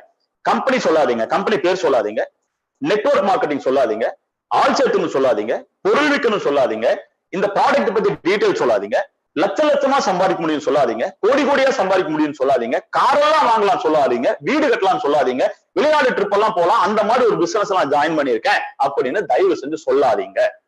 ஏன் சார் இது சொல்லக்கூடாது அப்படின்னு கேட்டீங்கன்னா, நான் சொன்ன ஆரம்பத்துல சொன்ன மாதிரி நெட்வொர்க் மார்க்கெட்டிங் இண்டஸ்ட்ரியில இன்னைக்கு நிறைய பேரு இந்தியால, தமிழ்நாட்டுல, குறிப்பா தமிழ்நாட்டுல நிறைய பேரை கெடுத்துட்டாங்க. அவங்க எல்லாம் சொன்னது இப்படிதான், கார் வாங்கலாங்க உடனே வாங்க, வீடு கட்டலாங்க உடனே வாங்க. இதெல்லாம் கேட்டு மக்களுக்கு வந்து அந்த பேக்ரவுண்ட் அப்படியே இருக்குங்க. நம்ம சொல்லணும்னே இதுதான், இது அப்படியே சொன்னான், அங்க என் ஃப்ரெண்டு சொன்னா இப்படிதான் அப்படியெல்லாம் சொல்லுவாங்க. அதனால நீங்க பெருசாலாம் சொல்ல வேண்டாம். நானா இருந்தேன்னா நான் என்ன சொல்றீங்களா, என் ஃப்ரெண்டை பார்த்தேன்னு சொல்லுவேன், டே நான் வந்து ஒரு ப்ராடக்ட் எடுத்திருக்கேன், ஒரு மாசத்துல ஒரு 5 இருந்து ஒரு 10,000 ரூபாய் சம்பாதிக்கிற மாதிரி ஒரு வழி இருக்குடா அப்படிதான் சொல்லுவேன். காடு தேர்வு எதுவுமே சொல்ல மாட்டேன். 5,000 ரூபாய் போதுங்க. இன்னைக்கு மக்களுக்கு தேவை அதுதாங்க. மாசம் ஒரு அடிஷனலா ஒரு 5,000 ரூபாய் மாசம் சம்பாதிச்சா அது போதும். அப்போ 5,000 ரூபாய் சம்பாதிக்கிறதுக்கு எனக்கு ஒரு வழி இருக்குன்னு கூட்டிட்டு வாங்க. உங்க அப்ளைன் உட்கார வைங்க. உங்க அப்ளைன் 1,75,000 ரூபாய் சொல்லுவாரு. ஆனா அந்த 1,75,000 அவர் சொல்றதுக்குள்ள இந்த கம்பெனி பத்தி எக்ஸ்பிளைன் பண்ணிருப்பாரு, ப்ராடக்ட் பத்தி எக்ஸ்பிளைன் பண்ணிருப்பாரு, இந்த 1,75,000 எப்படி சம்பாதிக்க போறீங்கிற வழிமுறை சொல்லியிருப்பாரு. ரைட்டுங்களா? அதனால நீங்க அந்த 1,75,000 அவரு சொல்லி முடிக்கும் போது ஆப்போசிட்ல இருக்கிறவங்க 100% நம்புவாங்க. இந்த வழிமுறையில, இந்த கம்பெனில, இந்த ப்ராடக்ட்ல நான் சம்பாதிக்க முடியுமா அப்படிங்கறது அவங்க நம்புவாங்க. அதனால நீங்க போய் 1,75,000 சம்பாதிக்கலாம், அப்படி பெரிய வீடு கட்டலாம், அதெல்லாம் எதுவுமே சொல்ல வேண்டாம். நீங்க சொல்ல வேண்டியது ஒரு 5,000 ரூபாய் சம்பாதிக்கிறதுக்கான ஒரு வாய்ப்பு இருக்கு. இன்னைக்கு 2,000 ரூபாய் கிடைச்சா போதுன்னு ஓடிட்டு இருக்காங்க மக்கள். இன்னைக்கு நீங்க பேப்பர் போடுறவங்க எல்லாம் பாக்கலாங்க, 1,500 2,000 ரூபாங்க. காலை எத்தனை மணிக்கு எந்திரிச்சு தூங்காம கொள்ளாம பேப்பர் போட்டுருக்காங்க. எதுக்கு? மாசம் 10-15,000 சம்பாதிக்கிறாங்க. ஒண்ணுமே இல்லைங்க. 2,000 3,000 4,000 சம்பாதிக்கிறாங்க. அந்த 4,000 ரூபாய் சம்பாதிக்கிறதுக்கு கடுமையான வேலை பண்றாரு. அப்ப நீங்க என்ன சொல்லலாம், வீட்டுல இருந்துட்டே பண்ணலாம். வீட்டுல இருந்துட்டே பண்ற ஒரு வியாபார முறை வாங்க, அவ்வளவுதாங்க. ரொம்ப சிம்பிள். ஒரு 3 மாசம் ஆகும் கரெக்டான இன்வைட்டிங் கத்துக்கிறதுக்கு. இன்னும் கரெக்டா சொல்றேன், இன்வைட்டிங்க நான் சொல்லி கொடுத்துட்டேன், இல்ல உங்க அப்ளைன் சொல்லி கொடுத்துட்டாருங்கிறதுக்காக நீங்க போய் உடனே ட்ரை பண்ணாதீங்க. இன்னும் கரெக்டா நீங்க இன்வைட்டிங் கத்துக்கணும்னா நான் சொல்லி கொடுத்ததை நீங்க பிராக்டிஸ் பண்ணாதீங்க. உங்க அப்ளைனை கூப்பிடுங்க, ஒரு 10 இன்வைட்டிங் அவரை கூட்டிட்டு போங்க. நீங்க சொல்ல வேண்டியது ஒண்ணுதான், சார் என் ஃப்ரெண்ட் ஒருத்தர் இருக்கான் சார், அவருக்கு கொஞ்சம் தெரியும், என்ன கொஞ்சம் பேசி பழக்கம் இருக்கு சார், நீங்க வாங்க அவர்கிட்ட நான் இன்ட்ரோடியூஸ் பண்றேன், நீங்க பேசுங்கன்னு சொல்லுங்க. உங்க அப்பாயின் பேசிக்கிட்டோம், நீங்க உங்க ஃப்ரெண்டு கிட்ட அப்பாயின்மெண்ட் மட்டும் வாங்க, போதும், அவ்வளவுதான். மாப்பிள்ள நான் ஒரு பிசினஸ் பத்தி உங்களுக்கு சொல்லணும், நான் வரேன் அப்படின்னு சொல்லுங்க, அவ்வளவுதான். ஒரு வருமான வாய்ப்பை பத்தி சொல்லணும், வரேன்னு சொல்லுங்க, அவ்வளவுதான். அவங்ககிட்ட அப்பாயின்மெண்ட் வாங்குறது மட்டும்தான் உங்களோட வேலை. நீங்க அப்ளைனை கூட்டு போயிருங்க. ஃபர்ஸ்ட் 10 இன்வைட்டிங் நீங்க உங்க அப்ளைனை கூட்டிட்டு போய் தான் பண்ணணும். உங்க அப்ளைன் கூட்டு போய் பண்ணுங்க. கரெக்டுங்களா? 11வது இன்வைட்டிங் உங்க அப்ளைனை வச்சுட்டு நீங்க ட்ரை பண்ணுங்க. 11ல இருந்து ஒரு 20 இன்வைட்டிங் அப்ளைன் கையில கூட வச்சுக்கோங்க, நீங்க ட்ரை பண்ணுங்க. சொதப்பும், கன்ஃபியூஸ் ஆகும், வேத்தெல்லாம் கொட்டும். ஏன்னா சில நீங்க இன்வைட்டிங் போயிருப்பீங்க, ஒரு நெட்வொர்க் மார்க்கெட்டிங்கான்னு கேட்டிருப்பாரு, உங்களுக்கு எதுவுமே சொல்ல அடுத்து வராது. ஆனா அதெல்லாம் பத்தி கவலையே படாதீங்க. ஏன்னா இதுதான் சொல்றேன், ஒரு 3 மாசத்துக்கு அப்புறம் நீங்க கில்லி மாதிரி இன்வைட் பண்ணுவீங்க. அதெல்லாம் ஒன்னும் பிரச்சனை இல்லை. எங்க ஆளுக்கு ஃபர்ஸ்ட் உள்ள வந்ததுக்கு அப்புறம் தான் உள்ள வந்து ஒரு வாரம் தான் இன்வைட்டிங்ல, சார் எப்படி பேசணும் தெரியல சார்பாங்க. இன்னைக்கு அழகா இன்வைட் பண்ணிட்டு கூட்டு வராங்க. ஒரு ஆள் வந்து ஒரு 10 பேர் 20 பேர் எல்லாம் கூட்டு வந்து எங்கிட்ட அறிமுகப்படுத்துற அந்த அளவுக்கு எல்லாம் இன்னைக்கு நல்ல இன்வைட்டிங் பண்றதுக்கெல்லாம் இருக்காங்க. அதனால இன்வைட்டிங் அப்படிங்கிறது உங்க அப்ளைன் கூட சேர்ந்து பண்ணுங்க. இது ஒரு பாயிண்ட். நெக்ஸ்ட், இன்வைட்டிங் அப்புறம் நீங்க பண்ண வேண்டிய அடுத்த மெத்தட் என்னங்கன்னா, இன்வைட்டிங்ல நீங்க கூட்டு வந்து உட்கார வைக்கும் போது ஒரு சில மெத்தட், இந்த பிசினஸ் பண்றதுக்கு ஒரு சில வழிமுறைகள் வச்சிருக்கோம். இந்த வழிமுறைகள் தான் இந்த பிசினஸ் நீங்க அடுத்தவங்ககிட்ட பேசணும் அப்படிங்கிறது. அதுல ஃபர்ஸ்ட் வழிமுறை என்னன்னு கேட்டீங்கன்னா 1-to-1 அப்படின்னு சொல்லுவாங்க. 1-to-1 அப்படின்னா நான் உங்ககிட்ட டைரக்டா உங்க வீட்டுல வந்து பேசுற மாதிரி, அவ்வளவுதாங்க. இன்னைக்கு 1-to-1ல நீங்க நிறைய பேர் சேல்ஸ் கொடுத்துருக்கீங்க, நிறைய தெரியும். ஏன்னா இந்த கொரோனா டைம்ல நிறைய பேர் 1-to-1ல தான் சேல்ஸ் வந்திருக்கு, எங்களுக்கு நல்லா தெரியும். அதே மெத்தட் தாங்க. உங்களை எப்படி உங்க ஃப்ரெண்டோ உங்க ரிலேஷனோ உங்க வீட்டுக்கு வந்து அப்ரோச் பண்ணாங்களோ அதே மாதிரி 1-to-1 உட்காருங்க. அவங்க வீட்டுல ஒரு 1/2 மணி நேரம் டைம் வாங்க, உட்காருங்க, 1/2 மணி நேரம் பேசுங்க, அது போதும். இதுதான் 1-to-1. நான் நீங்க அவ்வளவுதான், 1 to 1 அவ்வளவுதான் பேசுறோம், அவ்வளவுதாங்க. இதுல உங்க அப்ளைன் கூட்டு போயிருங்க, சரிங்களா? அவ்வளவுதான், நாங்க நீங்க அவ்வளவுதான், 1 to 1. இதுக்கு பேரு 1 to 1. அருமையா வேலை செய்யுங்க. இந்த 1 to 1ல எங்களுக்கு நிறைய ரிசல்ட் கிடைச்சிருக்கு. ஏன்னா ஒரு ஸ்டேஜ போட்டு அந்த ஸ்டேஜ் மேல நின்னுட்டு கோட்டை போட்டு இப்படி எல்லாம் பேசும்போது சில பேர் பயந்துக்கிறாங்க. என்ன பயந்துக்கிறாங்கன்னா, இங்க நான் வந்து லட்ச லட்சமா சம்பாதிக்கலாங்க, நான் ஒரு பெயிண்டர்னு சொன்னா பயந்துக்கிறாங்க. சார் பெயிண்டரா சார், என்ன சார் கோட்டெல்லாம் போட்டு அவரு அப்படிங்கிறாங்க. அப்போ நிறைய பேருக்கு பார்க்கும்போது அவங்களுக்கு என்ன தோணுது அப்படின்னா, இது வந்து வேற லெவல் பிசினஸோ, இது நமக்கு செட் ஆகாதோ அப்படின்னு கூட மீட்டிங் ஹால்ல நினைக்கிறதுக்கு வாய்ப்பு இருக்கு. அப்ப இந்த 1 to 1 அப்படிங்கிறது என்ன தெரியுங்களா? நான் நீங்க என்னோட அப்ளைன், அவ்வளவுதான். என்ன கேள்வி வேணா அவர் கேட்பாரு, ஏன்னா மீட்டிங் ஹால்ல கேட்க முடியாது. என்ன கேள்வி வேணா கேட்பாரு, சந்தேகத்தை அங்கேயே கொட்டிடுவாரு. சார் இது மாதிரி ஆல்ரெடி நான் கம்பெனி பார்த்துட்டேன் சார் சொல்லுவாரு. அப்ப உங்க அப்ளைன் அழகா பதில் தருவாங்க. அப்போ 1 to 1 சக்சஸ்ங்கிறது வேற லெவல்ல இருக்குங்க. 1 to 1 இது இந்த மெத்தட் வந்து 1 to 1 அவ்வளவுதாங்க. அடுத்த மெத்தட் என்னன்னு கேட்டீங்கன்னா ஹவுஸ் மீட்டிங். ஹவுஸ் மீட்டிங் என்னன்னா, இப்போ எனக்கு தெரியும் இப்ப நான் இப்பதான் புதுசா ஜாயின் பண்ணிருக்கேன். எங்க ரிலேஷன் வீட்டுல நான் பேசணும்னா அவரு என்ன சொன்னாரு, ஆமா எங்க பக்கத்து வீட்டுக்காரர் கூட இன்னைக்கு கொரோனா சும்மா தான் இருக்காரு, நாங்க 2 பேரும் உட்காந்து தாயமாடுறதுதான் வேலை அப்படின்னு சொன்னா நான் என்ன சொல்லுவேன், உங்க பக்கத்து வீட்டுல ஒரு 2 பேர் இருந்தாங்கன்னா உட்கார வைங்க, ஒருவேளை மாமா வந்தா மாமா உட்கார வைங்க மாமான்னு சொல்றேன். ஏன் என்னோட அப்ளைனை கூப்பிட்டு போயிட்டா அங்க ஒரு 5-6 பேர் கேதர் ஆயிருப்பாங்க, பக்கத்து வீட்டுக்காரர் தெரிஞ்சவர். ஏன்னா உங்களுக்கு டைம் போகணும் அப்படிங்கிறதுக்காக வந்திருப்பாங்க. இந்த அப்படியே ஒரு 5-6 பேர்த்த உட்கார வச்சு அந்த ஹால்லயோ இல்ல பக்கத்து வீட்டுல ஒரு சின்ன ஏரியால உட்கார வச்சு எங்க அப்ளைன் பேசுவாருங்க. அதுக்கு பேர் ஹவுஸ் மீட்டிங். அருமையான சக்சஸ் கொடுக்குற இடம். ஏன்னா இதுலயும் ஏன் சக்சஸ் கிடைக்குது அப்படின்னு கேட்டீங்கன்னா, இது ஒரு வகை. ஏன்னா இதுலயும் கேள்வி கேட்பாங்க, உடனே அவங்களுக்கு பதில் கிடைச்சிடும். அதனால இதுவும் ஒரு சக்சஸ் கிடைக்கிறதுக்கு அருமையான மெத்தட் ஹவுஸ் மீட்டிங். ஒரு டிஸ்ட்ரிபியூட்டர் உங்களுக்கு கீழே ஜாயின் பண்ணிருக்காரா, அந்த டிஸ்ட்ரிபியூட்டர் சொல்லுங்க, நான் ஒரு 6 மணிக்கு வரேன், 6 மணிக்கு நீங்க உங்க பக்கத்துல ஒரு 4-5 பேரை மட்டும் உட்கார வைங்க, போதும், அவ்வளவுதாங்க. அப்படி அவரு கூட்டு வந்து உட்கார வைப்பாருங்க. அவரு என்ன சொல்லுவாரு, வாங்க நான் ஒரு பிசினஸ் சொல்லி தரேன், அவ்வளவுதான். இந்த ப்ராடக்ட்ஸ் இருக்கும், எங்க ஆபீஸ்ல இருந்து வந்து எக்ஸ்பிளைன் பண்றாங்க, ஒரு காஃபி டீ போட்டு தரேன், அவ்வளவுதான். ஒரு 1/2 மணி நேரம் சொன்னா எல்லாரும் வந்து உட்காருவாங்க. ஏன்னா இன்னைக்கு எல்லாத்துக்கிட்டையும் ஒரு தேர்தல் இருக்கு. ஏதாவது ஒரு எக்ஸ்ட்ரா வருமானம் கிடைக்காதான்னு எல்லாத்துக்கிட்டையும் தேர்தல் இருக்கு. இன்னைக்கு மெயின் வருமானத்துக்கே தேர்தல் இருக்கு. எக்ஸ்ட்ரா வருமானம் ஒரு 3-4 மாசத்துக்கு முன்னால இன்னைக்கு மெயினாவே சார் எனக்கு வேலை போச்சு சார்னு சொல்றவங்க 1008 பேர் இருக்காங்க, லட்சக்கணக்கான ஆட்கள் இருக்காங்க இன்னைக்கு வேலை இல்லாம. அதனால நிச்சயமா வந்து உட்காருவாங்க. இதை கேதர் பண்ணி உங்க வீட்டுல 10 பேருக்கு மிகாம 10 பேருக்கு மேல போக வேண்டாம், 5ல இருந்து மினிமம் 5 பேர் பாத்துக்கலாம். 5ல இருந்து ஒரு 10 பேத்துக்குள்ள உட்கார வச்சீங்கன்னா, இடத்தை பொறுத்த அளவு உட்கார வச்சீங்கன்னா அதுக்கு பேர் ஹவுஸ் மீட்டிங். அதுல உங்க அப்ளைன் வந்து இந்த பிசினஸ் பத்தி எக்ஸ்பிளைன் பண்ணுவாங்க. அவ்வளவுதாங்க. இந்த ப்ராடக்ட் என்ன, இந்த கம்பெனி என்ன, இந்த கம்பெனில இந்த பிசினஸ் எப்படி நாங்க ப்ரொமோட் பண்றோம், இந்த ப்ராடக்ட் என்ன அப்படிங்கறத பத்தி எல்லாமே ப்ரொமோட் பண்ணுவாரு. அதுக்கு பேரு ஹவுஸ் மீட்டிங். இது 2வது மெத்தட். 3வது மெத்தட், இதுவும் பவர்ஃபுல்லான ஒரு மெத்தட் தான். பட் இதுல என்னன்னா, இதுல வேலை சுலபம், அவ்வளவுதாங்க. வேலை சுலபம். மீட்டிங் மெத்தட் இப்ப கடந்த ஒரு 3-4 மாசமா எங்களால பண்ண முடியல. பட் இருந்தாலும் சேல்ஸ் இந்த ஃபர்ஸ்ட் சொன்ன 1 to 1 ஹவுஸ் மீட்டிங்ல நிறைய ஆட்கள் நல்லா சேல்ஸ் கொடுத்துட்டு இருக்காங்க. எங்களோட இந்த மீட்டிங் அப்படிங்கிறது ஒரு மெயினான மெத்தட் கூட சொல்லலாம். எப்படி அப்படின்னு கேட்டீங்கன்னா, ஒரு 100 பேரை கூட்டு வந்து உட்கார வைப்பாங்க, 200 பேரை கூட்டு வந்து உட்கார வைப்பாங்க எங்க ஹால்ல. அந்த 200 பேருக்கு மேல இருந்து நான் பேசிடுவேன், அவ்வளவுதாங்க.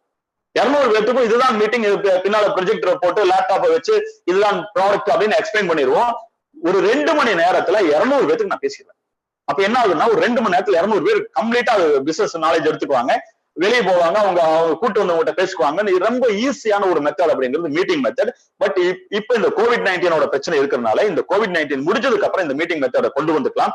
அதுக்கு முன்னால நீங்க பண்ண வேண்டியது 1 to 1 ஹவுஸ் மீட்டிங் தாராளமா பண்ணலாம், ஏராளமா பண்ணலாம். சரிங்களா? இந்த 3 தான் இந்த பிசினஸ் டெவலப் பண்றதுக்கான மெத்தட்ஸ். இந்த 3 மெத்தட்ஸ். சரிங்களா? இந்த மெத்தட்ல இன்டெப்தா நீங்க மறுபடியும் கேட்கணும், உங்க அப்ளைன்ஸ் கிட்ட பேசுங்க. ஏற்கனவே நானே டெப்தா சொல்லிட்டேன். உங்க அப்ளைன்ஸ் கிட்ட பேசுங்கன்னா இன்னும் ஒரு விரிவான விளக்கங்கள் கிடைக்கும். 1 to 1 ஹவுஸ் மீட்டிங். இந்த 3 தான் மெத்தட். அடுத்ததாக சரி, ஒரு மீட்டிங் முடிஞ்சிருச்சு, ஒரு ஹவுஸ் மீட்டிங் எல்லாம் முடிஞ்சிருச்சு. அப்ப அவங்க எல்லாம் உடனே ஜாயின் பண்ணிடுவாங்களா சார் அப்படின்னு கேட்டீங்கன்னா கண்டிப்பா ஜாயின் பண்ண மாட்டாங்க. ஏன்னா இந்த மீட்டிங் முடிச்சோன்னே அப்பதான் உங்களுக்கு நிறைய சந்தேகம் வரும், ஏகப்பட்ட சந்தேகம் வரும். அந்த சந்தேகத்தை கிளியர் பண்ணணும்னா அந்த கவுன்சிலிங் மெத்தட் ரொம்ப ரொம்ப ரொம்ப முக்கியம். இதுக்கு தான் உங்க அப்ளைன் வேணும். நிறைய பேருக்கு வந்த ஒரு வாரத்திலேயே நிறைய பார்த்திருக்கேன். ஏன்னா நம்ம எல்லாம் இந்த பழைய எஜுகேஷன் சிஸ்டத்துல இருக்கிறவங்க மக்கப் பண்ணோம்னா எதை வேணாலும் பண்ணுவோம், மக்கப் பண்ணி அடிச்சு பட்டை கிளப்பிடுவோம். ஒரே வாரம் தான் சார், இதுதானே சார் பிளான், ஈஸியா நான் போடுறேன் சார், இதுதானே சார் ப்ராடக்ட், ஈஸி சார், இந்த பாருங்க சார் அப்படின்னு சொல்லி போட்டுருவாங்க. ஒரே வாரத்துல அட்டகாசமா ப்ராடக்ட் பத்தி பேசி பிளான் சொல்ற ஆட்கள் எங்க டீம்ல நிறைய பேர் இருக்காங்க. சொல்லலாம் மட்டும் பத்தாதுங்க, அடுத்தது கேட்கிற கேள்விக்கு பதில் சொல்லணும். நிறைய கேட்பாங்க, சார் ஆல்ரெடி நான் பாத்துட்டேன் சார், ஆல்ரெடி நான் அந்த கம்பெனி சார், இந்த கம்பெனி சார், அப்படி நிறைய விஷயங்கள் பேசுவாங்க. அப்ப இதுக்கு நீங்க தீர்வா இருந்தீங்கன்னா மட்டும்தான் சேல்ஸ் வரும். ப்ராடக்டையும் பிசினஸ் பிளானையும் டிரான்ஸ் இந்தியா சொன்னா மட்டும் சேல்ஸ் வராது. டிரான்ஸ் இந்தியா நான் எதுக்கு எடுக்கணும், எதுக்கு எடுக்கணும், அடுத்த கேள்வி ரொம்ப முக்கியமா கேட்பான். ஏன் நான் டிரான்ஸ் இந்தியா ஜாயின் பண்ணணும், இந்த மாதிரி ஆல்ரெடி 1008 கம்பெனி வந்துருச்சே, நிறைய கேட்பான். அதுக்கு பேர் தான் கவுன்சிலிங். உங்க அப்ளைனை கூட்டு போனீங்கன்னா அந்த கவுன்சிலிங் அழகா பேசுவாருங்க.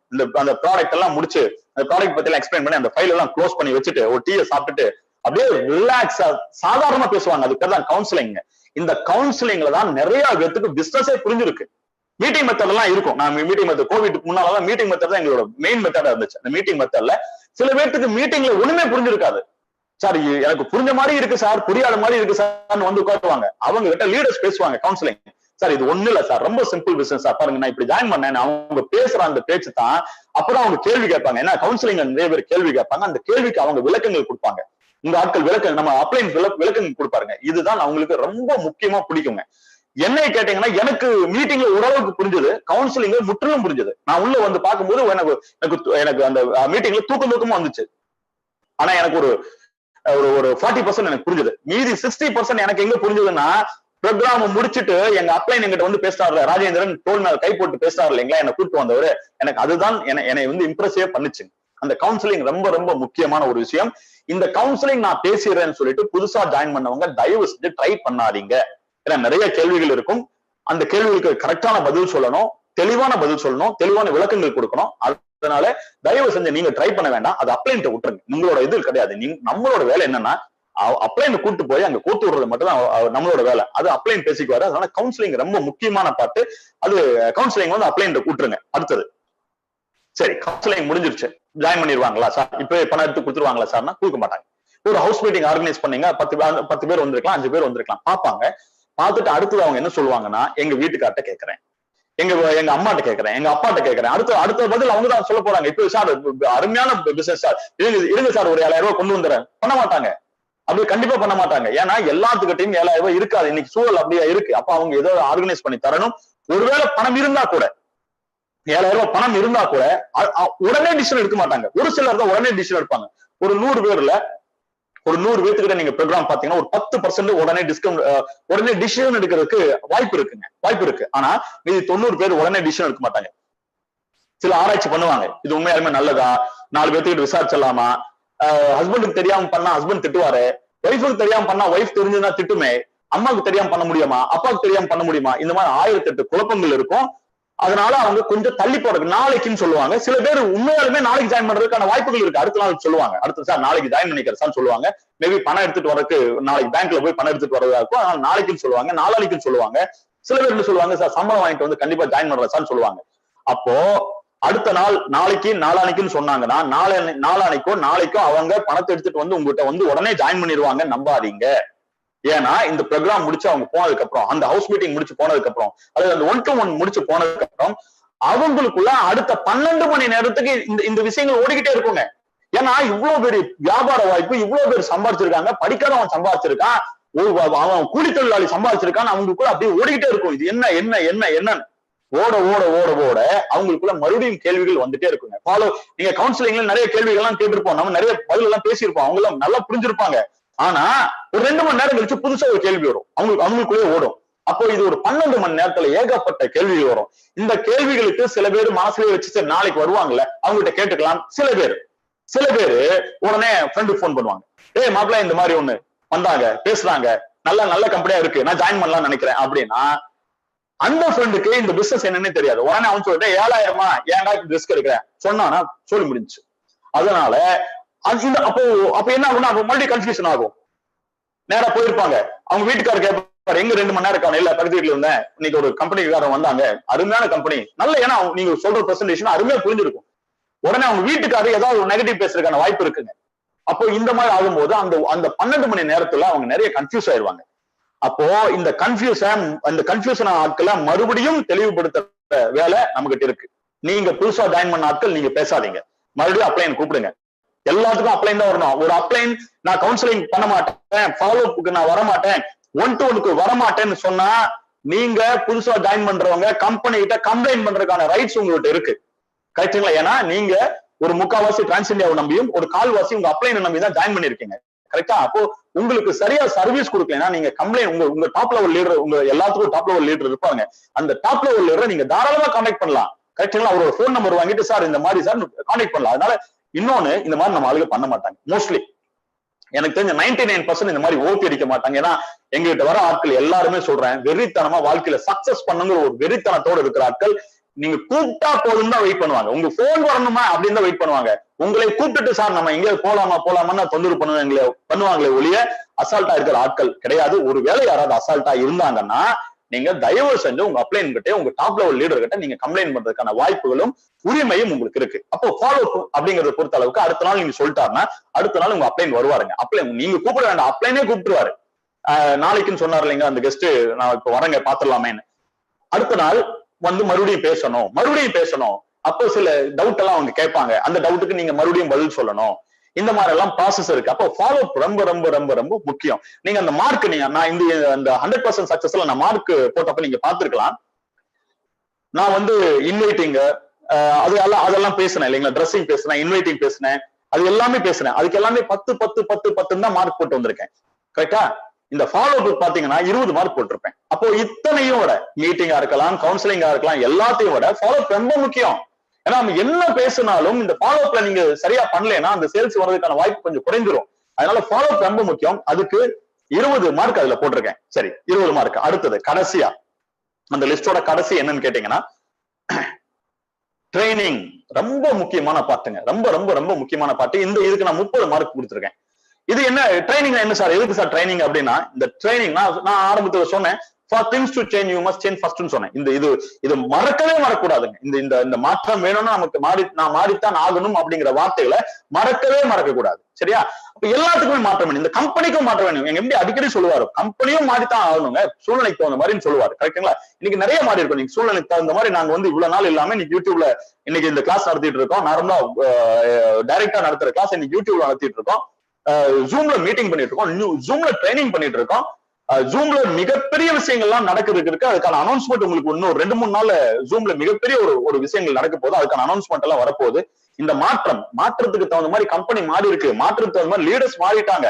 அப்ப என்ன மாற்றம் எனக்குள்ள வந்துச்சுன்னா நான் அச்சீவரா மாறுவேன் அப்படின்னு, என்ன மாறுறா சார் என்ன அப்படின்னு கேள்வி கேட்டீங்கன்னா அதுக்கான ஆன்சர் தான் ட்ரைனிங். ட்ரைனிங் அப்படிங்கிறது ரொம்ப ரொம்ப ரொம்ப முக்கியமான விஷயங்கள். இன்னைக்கு நான் வந்து ஒரு பெயிண்டரா வேலைக்கு போய் சாரம் ஏறி பெயிண்ட் அடிச்சுட்டு அதுக்கப்புறம் மார்க்கெட்டிங்ல வந்து காலையில இருந்து சாயந்தரம் மட்டும் லோன்னு அங்கேயும் சுத்திட்டு இன்னைக்கு வந்த ஒரு நபர் இன்னைக்கு இந்த கோட்டை போட்டுட்டு ஒரு ஷர்ட் போட்டுட்டு இன்னைக்கு இவ்வளவு பேசுறேன். நல்லா பேசுறேன், எனக்கு தெரியாது, நீங்க தான் சொல்லணும். இந்த பேசுறேன்னா இதுக்கு காரணம் ட்ரைனிங், எனக்கு கொடுக்கப்பட்ட ட்ரைனிங். நான் ஒன்னும் பிறந்ததுலேயே புத்திசாலி கிடையாதுங்க. நான் மட்டும் இல்ல, எனக்கு டிரான்ஸ் இந்தியாலே எல்லாத்தையும் சொல்றேன், மோஸ்ட்லி ஆட்கள் சொல்றேன், பிறந்ததுலேயே புத்திசாலி கிடையாது. நாங்கெல்லாம் பெரிய படிச்சவங்க எல்லாம் கிடையாது. ஏன் இந்த அச்சீவ்மெண்ட் வந்திருக்குன்னா ட்ரைனிங் தாங்க. என்ன உட்கார வச்சு முதல் நாள் ட்ரைனிங்ல இப்படி பேசி கொடுத்தாங்க, ராஜேந்திரன் இப்படிதான் பேசணுங்க, இப்படிதான் பண்ணுங்கன்னு சொன்னாங்க.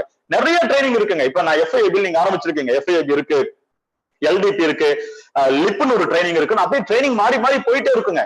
சரிங்களா? சில ட்ரைனிங் எல்லாம் நான் ட்ரைனிங்ல சில ட்ரைனிங் சொல்றேன், இன்னைக்கு காலையில ஆரம்பிச்சதுன்னா நாளைக்கு நைட்டு முடியும்.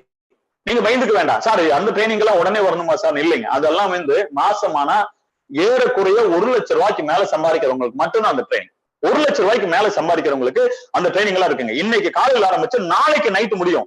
சார் எப்படி சார் 2 நாள் ட்ரைனிங்? அந்த ட்ரைனிங் போறதே தெரியாதுங்க. அவ்வளவு அருமையா இருக்கும், அவ்வளவு ஆக்டிவிட்டிஸ் இருக்கும். ட்ரைனிங்னா பேசிட்டே இருக்க மாட்டாங்க, நிறைய ஆக்டிவிட்டிஸ் இருக்கும், நிறைய கேம்ஸ் எல்லாம் இருக்கும். இந்த ஒவ்வொரு ட்ரைனிங்லயும் நம்ம இருக்கத்தான் நமக்குள்ள பெரிய மாற்றங்களே வருங்க. இந்த ட்ரைனிங் தான் எங்களை இந்த அளவுக்கு கொண்டு வந்ததுக்கு காரணமே ட்ரைனிங் தாங்க. நான் டிரான்ஸ் இந்தியால ஜாயின் பண்ணிடுவேன், மீட்டிங் வரமாட்டேன், ஹவுஸ் மீட்டிங் வரமாட்டேன், ட்ரைனிங் அட்டன் பண்ண மாட்டேன்னா நாங்க சொல்றது தயவு செஞ்சு ஜாயின் பண்ணாம கூட இருந்தது. அவ்வளவுதாங்க. ட்ரைனிங் தான் ரொம்ப முக்கியம். ட்ரைனிங் அட்டன் பண்ணணும், அட்டன் பண்ணாதான் மாற்றம் வரும். சார் நாங்க ஜாயின் பண்ணோடனே சம்பாதிக்கலாமா சார்? சம்பாதிக்கலாம், ஒரு சின்ன வருமானம் சம்பாதிக்கலாம். இந்த ட்ரைனிங் எல்லாம் அட்டன் பண்ணீங்கன்னா உங்க வருமானம் கூட உங்களை நீங்க இம்ப்ரூவ் பண்ற மாதிரி, அவ்வளவுதாங்க. அதனால ட்ரைனிங்க்கு ரொம்ப ரொம்ப ரொம்ப நாங்க முக்கியத்துவம் கொடுக்கிறோம்.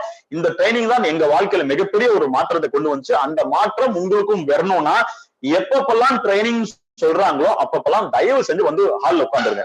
டைரக்டா பண்ற ட்ரைனிங்கா இருந்ததுன்னா, ஒருவேளை ட்ரைனிங் வந்து ஜூம்ல நடக்குது அல்லது வந்து யூடியூப்ல நடக்குதுன்னா முதல் ஆளா வந்து யூடியூப் போட்டு உட்காந்துருங்க, அதுல போட்டு உட்காந்துருங்க ட்ரைனிங்க. இப்போ இன்னொரு வசதி என்னங்கன்னு கேட்டீங்கன்னா, ஒரு ட்ரைனிங் நாங்க வந்து 1 to 1 அப்படியே நீங்க ஒரு 100-200 பேர் உட்கார வச்சு நாங்க பேசுறோம்னா அந்த 2 மணி நேரம் 3 மணி நேரத்துக்கு அப்புறம் அந்த ட்ரைனிங்களோட கண்டென்ட் வந்து அவங்க மனசுல இருக்காது. பட் ட்ரைனிங் நல்லா இருக்குன்னு தோணும். பட் இன்னைக்கு யூடியூப் வழியாவும் இன்னைக்கு வந்து ஜூம் வழியாவும் நாங்க பண்றதுல மிகப்பெரிய அட்வான்டேஜ் என்ன இருக்குன்னா, இந்த ட்ரைனிங்கை நீங்க மறுபடியும் திருப்பி கேட்கலாம்.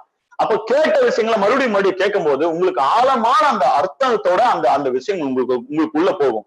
அதனால நீங்க அந்த ட்ரைனிங் அப்படிங்கிற விஷயத்த இப்ப கூட நாங்க போன வாரம் ட்ரைனிங் ஒண்ணு நடந்துச்சு. அந்த ட்ரைனிங் நீங்க மறுபடியும் எடுத்து பாத்தீங்கன்னா உங்களுக்கு தெரியும். அந்த ட்ரைனிங்ல நிறைய லீடர்ஸ் போன வாரம் அதுக்கு முந்தின வாரமும் பண்ணியிருக்கோம். அந்த ட்ரைனிங்ல நிறைய விஷயங்கள் பேசியிருக்கோம். நீங்க எடுத்து பார்க்கலாம். அதுல நிறைய விஷயங்கள் பேசுனதுல உங்களுக்கு கொஞ்சம் கொஞ்சமா நீங்க பார்க்கலாம். கொஞ்சம் கொஞ்சமா பார்க்கலாம். உங்களுக்கு டைம் இருக்கும்போது பார்க்கலாம். 2 தடவை பார்க்கலாம், 3 தடவை பார்க்கலாம், 4 தடவை பார்க்கலாம். அப்படி பாத்தீங்கன்னா ஒரு அருமையான ஒரு விஷயங்கள்.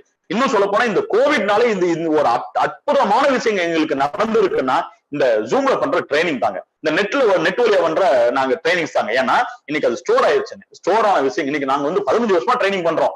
எனக்கு ட்ரைனிங் நிறைய பண்ணிருக்காங்க. நான் நிறைய பேருக்கு ட்ரைனிங் பண்ணிருக்கேன். எங்க லீடர்ஸ் நிறைய பேர் ட்ரைனிங் பண்ணிருக்காங்க. இந்த 15 வருஷம் ட்ரைனிங் இன்னைக்கு எங்களுக்கு ரெக்கார்டு இல்லாம இருக்கு. மேபி கொஞ்சம் ட்ரைனிங் வந்து நாங்க ஷூட் பண்ணிருக்கலாம். ரெக்கார்டு இல்லாம இருக்கு. ஆனா இன்னைக்கு நாங்க இந்த இணைய வழியா பண்ற ட்ரைனிங்ல இன்னைக்கு அந்த ட்ரைனிங்கை ஸ்டோர் பண்ணி யூடியூப் நம்ம சேனல்லயே கொடுக்குறோம். அந்த யூடியூப் சேனல்ல யூடியூப்ல டிரான்ஸ்டியூப்ல நீங்க எப்போ வேணாலும் நம்ம ட்ரைனிங் பாத்துக்கலாம். அதனால அற்புதமான ஒரு விஷயம் நடந்திருக்குங்க ட்ரைனிங். சரிங்களா? அடுத்தது ஏற்கனவே நம்ம கிளைமேக்ஸ் பாட்டுக்கு வந்திருக்கோம். கிளைமேக்ஸ்ல நான் ஒரு முக்கியமான ஒரு ஸ்லைடை உங்களுக்கு நான் போட்டு காட்டணும். புதுசா வரவங்க ரொம்ப முக்கியமா இந்த ஸ்லைடை நீங்க தெரிஞ்சுக்கணும். தெரிஞ்சுக்கிறத விட புரிஞ்சுக்கணும். இதை நீங்க புரிஞ்சுட்டீங்கன்னா தான் நீங்க வாழ்க்கையில சக்சஸ், இந்த டிரான்ஸ் இந்தியால உங்களால சக்சஸே பண்ண முடியும். எனக்கு என்னோட வாழ்க்கையில சக்சஸ் ஆனதுக்கு, எங்களோட லீடர்ஸோட வாழ்க்கையில சக்சஸ் ஆனது காரணம் இந்த ஒரே ஒரு ஸ்லைடை நான் புரிஞ்சுக்கிட்டேன். அவ்வளவுதாங்க. நான் இவ்வளவு நேரம் பேசுறதுல உங்களுக்கு என்ன புரிஞ்சது அதெல்லாம் விட்டுலாங்க. பட் இந்த ஒரு ஸ்லைடை நீங்க புரிஞ்சுட்டீங்கன்னா இதுதான் டிரான்ஸ் இந்தியா, இதுதான் நெட்வொர்க் மார்க்கெட்டிங், இதுதான் வாழ்க்கை, இதுதான். சரிங்களா? இப்ப அந்த ஸ்லைடை நான் உங்களுக்கு பிரசன்ட் பண்றேன். கொஞ்சம் நீங்க கவனமா கேட்கலாம். அதுக்கு அந்த ஸ்லைடு பேர் என்னன்னு கேட்டீங்கன்னா இன்கம் சார்ட். இது கடைசி slide. Income chart. Income chart அப்படின்னா என்னன்னா, இதை பாக்குறதுக்கு உங்களுக்கு என்ன ஏதோ கிராபிக்ஸ் எல்லாம் போட்டிருக்காங்களே புரியாத மாதிரி இருக்கலாம். நான் உங்களுக்கு புரிய வைக்கிறேன். இது புரிஞ்சுச்சுன்னா போதும். நீங்க உங்க வாழ்க்கையில நீங்க தோத்து போறதுக்கான வாய்ப்பே கிடையாது டிரான்ஸ் இந்தியால. இது உங்களுக்கு புரிஞ்சுச்சுன்னா மட்டுமே போதும். இது புரியல, நிறைய பேருக்கு இது புரியல. நெட்வொர்க் மார்க்கெட்டிங் தெரியுமே, நிறைய பேர் சொல்லுவாங்க. ஆனா அங்க பாத்துட்டேன் எல்லாம் தெரிஞ்சுதான் வச்சிருக்காங்க. யாருக்குமே புரியல. புரிஞ்சுதான் இன்னைக்கு வாழ்க்கையில அவன் சக்சஸ் ஆயிருப்பான். புரிஞ்சதுன்னா அவனா தேடி தேடி வந்து ஏதோ ஒரு நிறுவனத்துல அவனை இணைச்சிருப்பான். நிறைய பேருக்கு தெரிஞ்சிருக்கு, புரியல. தெரியறது அப்படிங்கிறது வேற, புரியுறதுங்கிறது வேற. எல்லாத்துக்கும் தெரியும். புரியுறது அப்படிங்கிறது சில பேருக்கு தான் புரியும். நானும் என் ஃப்ரெண்டும் ஒட்டுக்கா தான் படிச்சோம் 10th. எனக்கும் மேக்ஸ் சொல்லி கொடுத்தாங்க, அவனுக்கும் மேக்ஸ் சொல்லி கொடுத்தாங்க.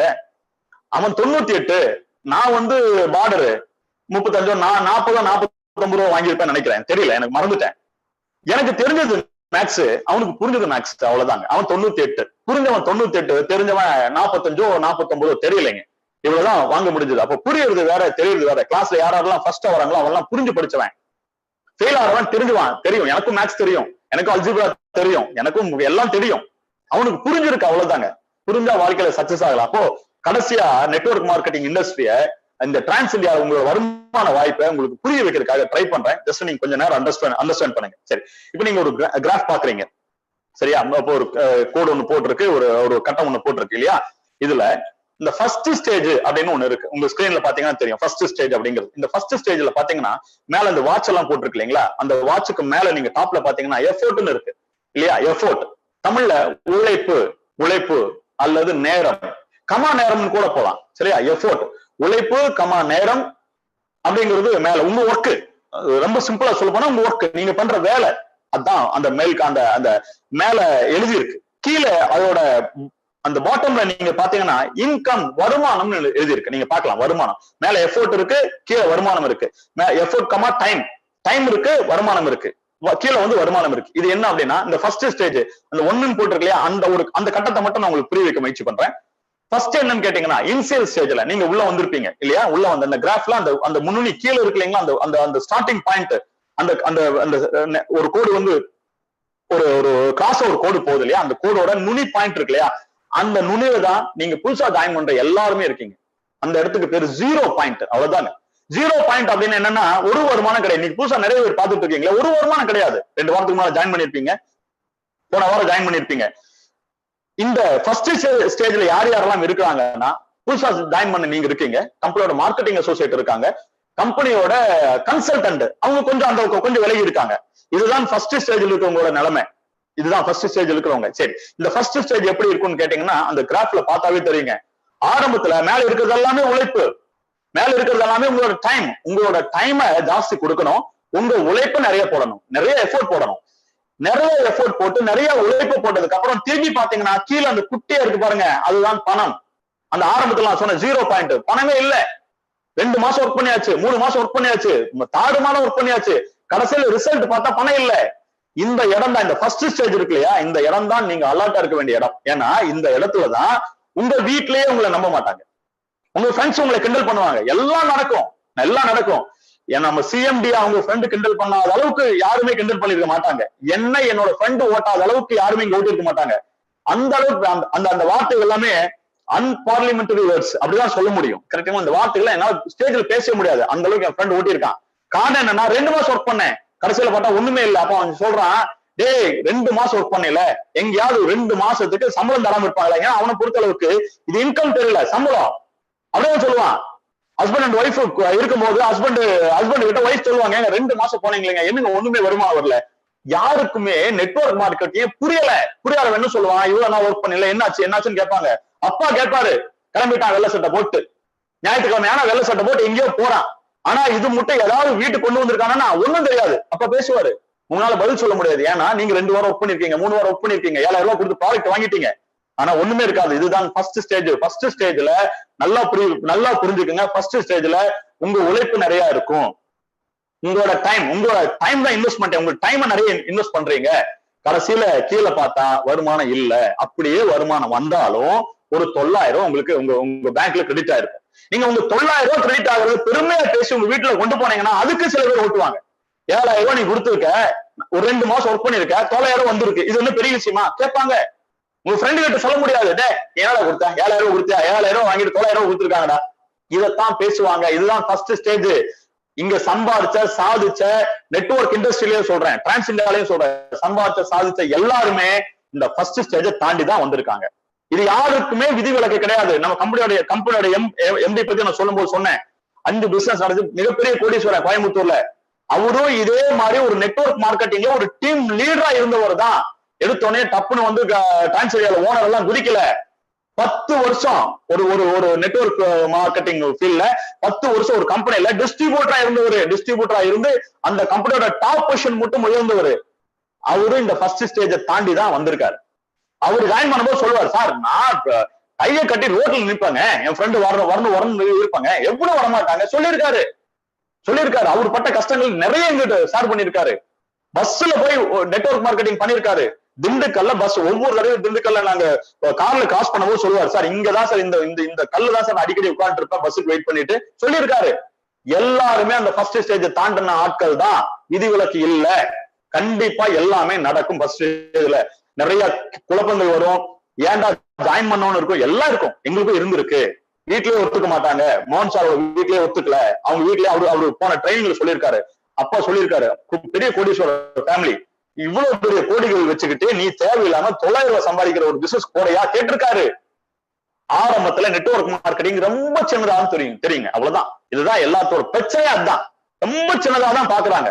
அதுதான் அங்க அந்த ஃபர்ஸ்ட் ஸ்டேஜ்ங்கிறது நிறைய எஃபோர்ட் போடுவீங்க, நிறைய உங்களோட டைம் இன்வெஸ்ட் பண்ணுவீங்க. கடைசியில் ரிசல்ட்னு பார்த்தா பெருசா இருக்காது. அப்படியே இருந்தாலும் அந்த ஃபர்ஸ்ட் ஸ்டேஜை பொறுத்த அளவுக்கு வாரமான 800 ரூபாய், 900 ரூபாய், 1800 ரூபாய் இவ்வளவு தான் இருக்கும். இதுதான் ஃபர்ஸ்ட் ஸ்டேஜ். சரியா? இது எவ்வளவு நாளைக்குன்னு கேட்டீங்கன்னா, நல்லா நீங்க பிசினஸ் பண்ணீங்கன்னா ஒரு 3 to 6 மாசம் ஃபர்ஸ்ட் ஸ்டேஜ். நீங்க அந்த ஃபர்ஸ்ட் ஸ்டேஜை கிராஸ் பண்ணி இடையில அந்த செகண்ட் ஸ்டேஜுக்கும் ஃபர்ஸ்ட் ஸ்டேஜுக்கும் இடையில நீங்க வந்துட்டீங்கன்னாவே அசைக்க முடியாத ஒரு வெற்றியில நீங்க கால் வச்சுட்டீங்கன்னு அர்த்தம். இந்த ஃபர்ஸ்ட் ஸ்டேஜை தாண்டது கொஞ்சம் கஷ்டம் தான். நான் அது ஓப்பனாவே சொல்றேன். இன்னைக்கு ஜாயின் பண்றதுல ஏறக்குறைய 30% 70% இந்த ஃபர்ஸ்ட் ஸ்டேஜை தாண்டறதே இல்ல, காண போயிடுவாங்க. 30% தான் அந்த ஃபர்ஸ்ட் ஸ்டேஜை தாண்டி அடுத்த லெவல்ல வருவாங்க. அந்த ஃபர்ஸ்ட் ஸ்டேஜை நீங்க தாண்டி வர்றதுதான் கஷ்டம். அதுதான் சொல்றேன், நெட்வொர்க் மார்க்கெட்டிங்ல இத மாதிரி சம்பாதிக்கிறதுக்கு ஒரு அருமையான ஃபீல்டு ஒண்ணுமே கிடையாது. அதனாலதான் பில் கேட்ஸ் இந்த இண்டஸ்ட்ரி ப்ரமோட் பண்றாரு. அதனாலதான் டொனால்ட் ட்ரம்ப் இந்த இண்டஸ்ட்ரியை ப்ரமோட் பண்றாரு. மிகப்பெரிய புத்திசாலி ராபர்ட் கியோசாகி, அவர் இந்த இண்டஸ்ட்ரி ப்ரமோட் பண்றதுக்கு காரணம் தான். இன்னொரு இன்ஃபர்மேஷன் உங்களுக்கு சொல்ல மறந்துட்டேன். அந்த ராபர்ட் கியோசாகி நான் பேசணும் இல்லைங்க, Robert Kiyosaki rich dad poor dad, அந்த புக்கில் இருந்த ஒரு ஸ்லைடு தான் இது. அந்த புக்ல அவரு சொன்ன ஒரு விஷயம் தான் இது என்னோட ஸ்லைடோ நம்ம கம்பெனியோட ஸ்லைடோ கிடையாதுங்க. இது அமெரிக்கால ஒருத்தர் புக் எழுதி அமெரிக்கனுக்கு எழுதின புக்கு, இன்னைக்கு வேர்ல்ட் லெவல் அந்த புக் வந்துருச்சு. அமெரிக்கால ஒரு விஷயத்தை கிளியர் பண்றதுக்காக அந்த புக்ல இருந்து ஒரு ஸ்லைடு, ஒரே ஒரு ஸ்லைட்ல இவ்வளவு இன்ஃபர்மேஷன் இருந்ததுன்னா, இவ்வளவு இன்ஃபர்மேட்டிக்கா இந்த ஸ்லைடு இருந்ததுன்னா அந்த புக்கு ஃபுல்லா எவ்வளவு விஷயங்கள் இருக்குன்னு நீங்க கொஞ்சம் யோசிச்சு பாருங்க. இது எங்களோட விஷயங்கள் கிடையாது. இது ராபர்ட் கியோசாக்கியோட அந்த புக்ல இருந்த ஒரு ஸ்லைடு. ஓகேங்களா? சரி, ராபர்ட் கியோசாக்கி அதை பத்தி பேசுறாரு. அப்போ ஃபர்ஸ்ட் ஸ்டேஜை தாண்டி செகண்ட் ஸ்டேஜுக்கு வரதுதான். செகண்ட் ஸ்டேஜுக்கு நீங்க வர வேண்டாங்க, ஃபர்ஸ்ட் ஸ்டேஜை தாண்டதான் கஷ்டம். ஃபர்ஸ்ட் ஸ்டேஜை தாண்டி அதை இடையில இருக்கிறதுக்கு நீங்க வந்துட்டீங்கன்னா வாரமான உங்க வீட்டுக்கு ஏதோ 2000 3000 4000 வருமானம் வந்துட்டு இருக்குங்க. அந்த 2000 3000 4000 வந்துச்சுனாவே உங்க வாழ்க்கையில மாற்றங்கள் வருங்க. உங்க மாற்றத்தை நீங்க கண்கூட பாக்குற ஒரு ஏரியா எதுன்னு கேட்டீங்கன்னா அந்த ஃபர்ஸ்ட் ஸ்டேஜை தாண்டினீங்கன்னா. ஏன்னா அந்த ஃபர்ஸ்ட் ஸ்டேஜை தாண்டினோடனே எங்க ஆளுக பைக்கே இருந்திருக்காது, சைக்கிள் வந்திருப்பான், இந்த ஃபர்ஸ்ட் ஸ்டேஜை தாண்டி இருப்பான், சொல்லுவான், சார் இந்த வாரம் ஒரு வருமானம் வந்துட்டு இருக்கு சார், ஒரு பைக் ஒன்னு டியூ போட்டு பைக் ஒன்னு எடுக்கலாம் இருக்கேன் சார். வாழ்க்கையில பைக்கே ஓட்ட தெரியாதவங்க பைக் எடுத்திருக்காங்க. அந்த ஸ்டேஜ் தாண்டினோன்னே நான் அப்படித்தானே, எங்கிட்ட எந்த பைக் சைக்கிள் கூட கிடையாது, நான் ஃபர்ஸ்ட் ஸ்டேஜ் தாண்ட மட்டும் எங்கிட்ட சைக்கிள் கூட கிடையாது. அந்த ஃபர்ஸ்ட் ஸ்டேஜை தாண்டின உடனே தான் என்னோட முதல் யமகா நான் வாங்கினேன். கரெக்டுங்களா? அதுக்கப்புறம் பல்சர் 2 யமகா, இப்போ BMW பைக் மட்டும் வச்சிருக்கேன், அது வேற விஷயம். பட் அந்த ஃபர்ஸ்ட் ஸ்டேஜை தாண்டதுங்கிறது ரொம்ப கஷ்டங்க. அந்த ஃபர்ஸ்ட் ஸ்டேஜ் தாண்ட ஒரு ஆனந்தம் இருக்கு இல்லைங்களா? நான் சொல்றேன், இன்னைக்கு நான் எவ்வளவு சம்பாதிச்சாலும் அந்த ஆனந்தம் கிடைக்காதுங்க, ஆனந்தமே கிடைக்காது. ஏன்னா அந்த ஃபர்ஸ்ட் ஸ்டேஜ் தாண்டும் போது உங்க வீட்டுல இருக்கிற அந்த கலைஞர் டிவி எல்இடியா மாறுங்க. உங்க வீட்டுல இருக்கிற ஓட்ட உடைச்சல் பாத்திரங்கள்லாம் அப்படியே ஒரு நல்ல சில்வர் பாத்திரமா, அருமையான பாத்திரங்கள் மாறிட்டு இருக்குங்க. நிறைய வீட்டுக்கு அந்த ஃபர்ஸ்ட் ஸ்டேஜ் தாண்டதுக்கு அப்புறம் மிக்சியே வந்திருக்கு, கிரைண்டரே வந்திருக்கு. மிக்சி வரும், கிரைண்டர் வரும், என்ன வேணா வருங்க. இந்த மாற்றத்தை நீங்க உங்க சமுதாயத்துல பாக்குறீங்களே, அந்த ஆனந்தம், நான் சொல்றேன், நீங்க 1,75,000 ரூபாய் சம்பாதிச்சா கூட இந்த ஆனந்தம் உங்களுக்கு என்னைக்குமே கிடைக்காதுங்க.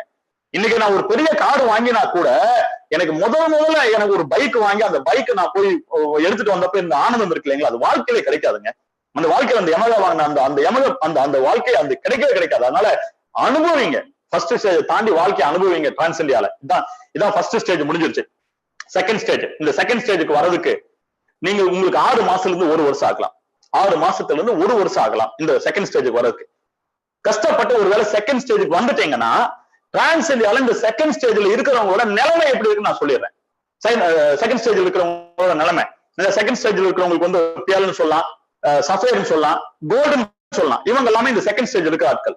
செகண்ட் ஸ்டேஜ்ல டிரான்ஸ் இந்தியால இருக்கிற எனக்கு தெரிஞ்சு 99% ஆட்கள் கிட்ட கார் வச்சிருக்காங்க. 99% ஆட்கள் எல்லாருமே கார் வச்சிருக்காங்க. இந்த செகண்ட் ஸ்டேஜுக்கு வந்த ஆட்கள்ல எனக்கு தெரிஞ்ச முக்காவாசி பேரு ஏதோ ஒரு வெளிநாட்டு ட்ரிப் டிரான்ஸ் இந்தியா மூலியமா அட்டன் பண்ணிட்டு வந்துட்டாங்க, வெளிநாடு போயிட்டு வந்துட்டாங்க, டூரை கம்ப்ளீட் பண்ணிட்டு வந்துட்டாங்க. 1 ரூபாய் கூட செலவு பண்ணாம. அவங்களோட பர்சனல் செலவு அது வேற விஷயம். பிளைட்ல இருந்து எல்லாமே கம்பெனி பாக்குது, தங்கத்துல இருந்து சாப்பாடுல இருந்து எல்லாமே கம்பெனி பாக்குது. ஒரு வெளிநாடாவது இந்த செகண்ட் ஸ்டேஜ்ல இருக்கிறவங்க ஏரோப்ளைன் அப்படிங்கிற ஒரு விஷயத்த அனுபவிச்சிருப்பாங்க, கார் வாங்கியிருப்பாங்க. சில பேரு ஒரு நல்ல நிலம் வாங்கியிருக்காங்க, சில பேர் வீடு கட்டி இருக்காங்க. இது எல்லாம் செகண்ட் ஸ்டேஜில் நடந்துரும். இந்த செகண்ட் ஸ்டேஜுக்கு நீங்க வர்றதுக்கு 6 மாசத்துல இருந்து 1 வருஷமோ 1.5 வருஷமா ஆகலாம். 6 மாசத்துல இருந்து 1.5 வருஷத்துக்குள்ள நீங்க செகண்ட் ஸ்டேஜுக்கு வரலாம். மறுபடியும் அப்படியே டிராவல் பண்ணீங்கன்னா அப்படியே டிராவல் பண்ண கீழே பாருங்க, அந்த எஃபோர்ட் குறைஞ்சிக்கிட்டே இருக்கும், உங்க இன்கம் ஏறிக்கிட்டே இருக்கும். இன்னும் நீங்க லைவா இருந்தீங்கன்னா இன்னும் நான் நல்லா எக்ஸ்பிளைன் பண்ணுவேன். பட் எனக்கு லைவா ஒரே ஒரு கேமரா மட்டுமே பார்த்து பேசிட்டு இருக்கேன், எனக்கு முன்னால யாருமே இல்லை, அவ்வளவுதான். அதனால இன்னுமே என்னால எக்ஸ்பிளைன் பண்ண முடியல. பட் இது எக்ஸ்பிளைன் பண்றது எனக்கு அவ்வளவு ஆனந்தமா இருக்கு. இந்த FIABங்கிற ட்ரைனிங் எடுக்கிறது எனக்கு அவ்வளவு ஆனந்தமா இருக்கு. பட் இது எக்ஸ்பிளைன் பண்றது அவ்வளவு ஆனந்தமா இருக்கு. ஏன்னா இந்த வழிமுறைகள் தான் எங்க லீடர்ஸ் சம்பாதிச்சிருக்காங்க, நாங்க சம்பாதிச்சிருக்கோம். தேர்ட் ஸ்டேஜ், இந்த கடைசி ஸ்டேஜ் பாத்தீங்கன்னா தேர்ட் ஸ்டேஜுங்க. இந்த தேர்ட் ஸ்டேஜ் நீங்க பார்க்கும்போது உங்களுக்கு தெரியுது, எல்லாம் பணம் தான். கீழே இருந்து மேல பாத்தீங்கன்னா எல்லாம் பணம் தான். மேல ஒரு சின்ன பாட்டு மட்டும் தெரியுது பாத்தீங்களா, வாட்ச் மட்டும் தெரியுது, அதுதான் உங்களோட எஃபோர்ட். சின்ன எஃபோர்ட் தான், சின்ன டைமிங் தான் நீங்க இன்வெஸ்ட் பண்ணுவீங்க, குறைவான டைமிங் இன்வெஸ்ட் பண்ணுவீங்க, குறைவான வேலை தான் பண்ணுவீங்க. ஆனா உங்களோட வருமானம் சொல்ல முடியாத அளவுக்கு இருக்குங்க, நினைச்சு கூட பார்க்க முடியாத அளவுக்கு இன்னைக்கு எங்களோட டாப் லெவல் லீடர் சம்பாதிச்சுட்டு இருக்காங்க இந்த இதுலங்க.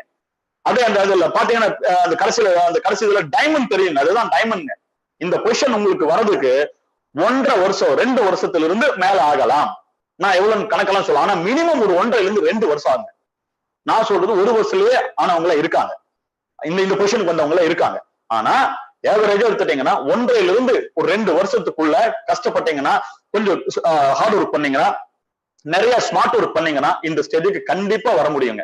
இந்த ஸ்டேஜ்ல இருக்கிறவங்களோட லைஃப் எப்படி இருக்கு நான் சொல்றேன். டிரான்ஸ் இந்தியால இந்த தேர்ட் ஸ்டேஜ்ல இருக்கிறவங்களோட லைஃப் எப்படி இருக்குன்னு சொல்றேன். எல்லாத்துக்கிட்டையும் கார் இருக்கு. 100% எல்லாத்துக்கிட்டையும் கார் இருக்கு. முக்காவாசி பேத்துக்கிட்ட 2வது கார் இருக்கு. ஒரு பாதி பேத்துக்கிட்ட 3வது கார் இருக்கு. சரிங்களா? டிரான்ஸ் இந்தியால இந்த தேர்ட் ஸ்டேஜ்ல இருக்கிறவங்க ஒரு 2 பேரு லக்ஸரி கார் வாங்கியிருக்காங்க. இந்த ஸ்டேஜ்ல இருக்கிறவங்க கோடிகள்ல வீடு கட்டியிருக்காங்க.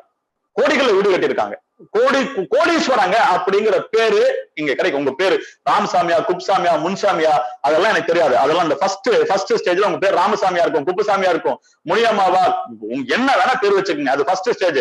இந்த தேர்ட் ஸ்டேஜ்ல நீங்க இருந்தீங்கன்னா உங்களோட பேரு கோடீஸ்வரன். அவ்வளவுதான். உங்க சொந்தக்காரன் சொல்லிட்டு இருப்பான் அவனுக்காடா கோடீஸ்வரன். இன்னைக்கு என் சொந்தக்காரன் சொல்றான் அவனுக்காடா கோடீஸ்வரன் சொல்றான். உங்க பேரு கோடீஸ்வரன். அவ்வளவுதான். 1.5 வருஷம் தான் வாழ்க்கையில திருப்பி போட்டுருங்க. 3 வருஷம் காலேஜ் போட்டோம், வாழ்க்கை ஒன்னும் திருப்பி போடல, குப்பாதான் போட்டுச்சு. ஒன்னும் வாழ்க்கையில ஒன்னும் மாறல. 5 வருஷம் படிச்சோம், ஒன்னும் மாறல.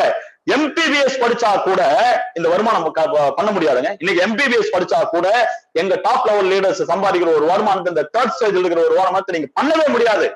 இன்னைக்கு எல்லாத்தோட ரொம்ப குறைவான உழைப்பு. என்ன பண்றாங்க? உண்மை சொல்றேன். ஒரு நாளைக்கு ஒரு 4-5 பேர்கிட்ட போன்ல பேசுறாங்க.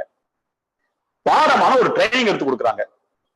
ஒரு 10 நாளைக்கு ஒரு தடவை ஒரு பக்கம் எங்கேயாவது ஒரு கார்ல ஏசி கார்ல போய் ஒரு ஊர்ல போய் ஒரு ட்ரைனிங் அட்டன் பண்றாங்க. ட்ரைனிங் எடுத்து கொடுக்குறாங்க. ஒரு மீட்டிங் அட்டன் பண்றாங்க. அவ்வளவுதான் வேலை. மீதி சமயத்துல உண்மையை சொல்ல போனா எல்லாம் வீட்டுல இருக்கிறாங்க, வாழ்க்கை அனுபவிக்கிறாங்க. ஏன்னா நெட்வொர்க் மார்க்கெட்டிங் அப்படிங்கிறது ஒரு காலகட்டத்துல உங்களோட உழைப்பு இல்லாம உங்க வாழ்க்கையை அனுபவிக்கிறதுக்கான ஒரு லைஃப் தான் நெட்வொர்க் மார்க்கெட்டிங் இண்டஸ்ட்ரி. அப்ப இந்த தேர்ட் ஸ்டேஜ்ல வந்தீங்கன்னா நீங்க அனுபவிக்கலாம். நார்மலா அந்த தேர்ட் ஸ்டேஜை பத்தி சொல்லுவாங்க. மண்டே மார்னிங் கோல்ஃப்னு ஒரு வார்த்தை ஒண்ணு இருக்குங்க. நார்மலா ஃபாரின்ல அந்த வார்த்தை யூஸ் பண்ணுவாங்க. மண்டே மார்னிங் கோல்ஃப் அப்படின்னு என்னன்னா, திங்கட்கிழமை காலையில உங்க ஒரு விளையாட்டு கோல்ஃப், அங்க நிறைய கோல்ஃப் விளையாடுறாங்கன்னா கோல்ஃப் விளையாட முடியுமா? சரி, கோல்ஃப் வேண்டாம், நம்ம ஊருக்கு வச்சுக்கலாமே, கிரிக்கெட்னு வச்சுக்கலாமே. மண்டே மார்னிங், இப்ப இந்த கோவிட் விட்டுருங்க. இந்த கோவிட் நீங்க மண்டே சண்டே எல்லாமே கிரிக்கெட் தான், அது விட்டுலாம். நார்மலா வேலைக்கு போனீங்கன்னா பிஸியான சமயத்துல, இந்த போன டிசம்பருக்கு முன்னால யோசிக்கிறேன், உங்களால மண்டே காலையில கிரிக்கெட் விளையாட போக முடியுமா? சார் அது ஏன் சார் கேக்குறீங்க? மண்டே மார்னிங் ஆனாவே ப்ரெஷர் ஜாஸ்தி ஆயிடுது சார், டென்ஷன் ஜாஸ்தியானா வேலை. இன்னைக்கு நிறைய பேருக்கு தெரியும் ஹார்ட் அட்டாக் எப்போ ஜாஸ்தி வருதுன்னா மண்டே மார்னிங், ஏர்லி மார்னிங் தான் ஹார்ட் அட்டாக்கே வேர்ல்டுல ஒரு கணக்கு வச்சிருக்காங்க. மண்டே ஏர்லி மார்னிங் தான் ஹார்ட் அட்டாக் நிறைய வருது. காரணம் என்னன்னா ப்ரெஷர். வேலைக்கு போகணும், ஓனர் எப்படி மூஞ்சி வச்சிருப்பான்னு தெரியாது, எப்படி சூப்பர்வைசர் திட்டுவான்னு தெரியாது. மண்டே மார்னிங் ஆனாவே அந்த சாட்டர்டே சண்டே அனுபவிச்சு மண்டே மார்னிங் போகும்போது அந்த ப்ரெஷர் அப்படியே இருக்கும். சரிங்களா? ஆனா நெட்வொர்க் இண்டஸ்ட்ரியில மட்டும்தான் Monday morning cricket. Monday morning ஒரு வேலை இருக்காதுங்க டாப் லெவல் லீடர்ஸ்க்கு. அப்படியே 4 பேர் சேர்த்து கிரிக்கெட் விளையாட போகலாம், கோல்ஃப் விளையாட போற மாதிரி. அதான் சொல்ல மண்டே மார்னிங் ப்ரெஷர் இல்லாம இருக்கலாங்க. அதான் நெட்வொர்க் மார்க்கெட்டிங், அதான் இண்டஸ்ட்ரி. மண்டே மார்னிங் கோல்ஃப்ங்கிற அந்த வார்த்தையை யூஸ் பண்றாங்க. எப்பவுமே ப்ரெஷர் இல்லாம இருக்கலாங்க. நீங்க தேர்ட் ஸ்டேஜ் வந்துட்டீங்கன்னா எப்பவுமே ப்ரெஷர் கிடையாது. ஏன்னா உங்க ப்ரெஷர் எல்லாம் இந்த செகண்ட் ஸ்டேஜ்ல இருக்கிற உங்க லீடர்ஸ் எடுத்துக்குவாங்க. நீங்க ப்ரெஷர் இல்லாம உங்களுக்கு சம்பாதிச்சிட்டு இருக்கீங்க இல்ல, அந்த செகண்ட் ஸ்டேஜ்ல இருக்காங்க இல்லைங்களா, அந்த லீடர்ஸ் அந்த ப்ரெஷர் எடுத்து அவங்க பாட்டுக்கு டீமை கொண்டு போவாங்க. நீங்க போன்ல கைட் பண்ணீங்கன்னா போதும், அவனோட முன்னேற்றத்துக்கு நீங்க வழி விட்டீங்கன்னா போதும். தேர்ட் ஸ்டேஜ்ல ரொம்ப ஒண்ணும் பெரிய ஒண்ணெல்லாம் கிடையாது, பெரிய வேலையெல்லாம் கிடையாது. அமைதியா லைஃப் என்ஜாய் பண்ணலாம். அதுதான் இந்த தேர்ட் ஸ்டேஜ். அப்போ இதுதான் இன்கம் சார்ட்டோட விளக்கம். அப்போ மறுபடியும் சொல்றேன், யாராவது ஒருத்தர் சார் இப்படி எல்லாம் அநியாயமா லைஃப் என்ஜாய் பண்றாங்களா சார், அநியாயமா இருக்கு சார், இத்தனோடு உழைப்புக்கா சார் இவ்வளவு பெரிய வருமானம் வாங்குறீங்க அப்படின்னு கேட்டா அப்படியே கொஞ்சம் திரும்பி அந்த ஃபர்ஸ்ட் ஸ்டேஜ் பாருங்க, அந்த 0 பாயிண்ட் பாருங்க. இந்த இடத்துல வாழ்க்கை அனுபவிக்கிற அத்தனை பேரும் அந்த 0 பாயிண்ட்ல இருந்து வெளியே வந்திருக்காங்க. அன்னைக்கு அவங்க ஃப்ரெண்டு கிட்ட ஏற்பட்ட அவமானங்கள் இன்னும் மனசுல இருக்கு, ரிலேஷன் அவமானப்படுத்துறது இன்னும் இருக்கு. எங்க கசின் வீட்டுக்கு போகும்போது டீயை குடிச்சிட்டு எங்க கசின் சொன்னாரு, யாராஜா உனக்கு வேற வேலையே இல்லையான்னு கேட்டாரு. டீ எல்லாம் கொடுத்துட்டு கேட்டாரு, வேற வேலை இல்லையா, இது போய் தூங்கிட்டு இருக்க கசின் நான் இன்வைட் பண்ண போறேன், வேற வேலை இல்லையான்னு சொன்னாரு.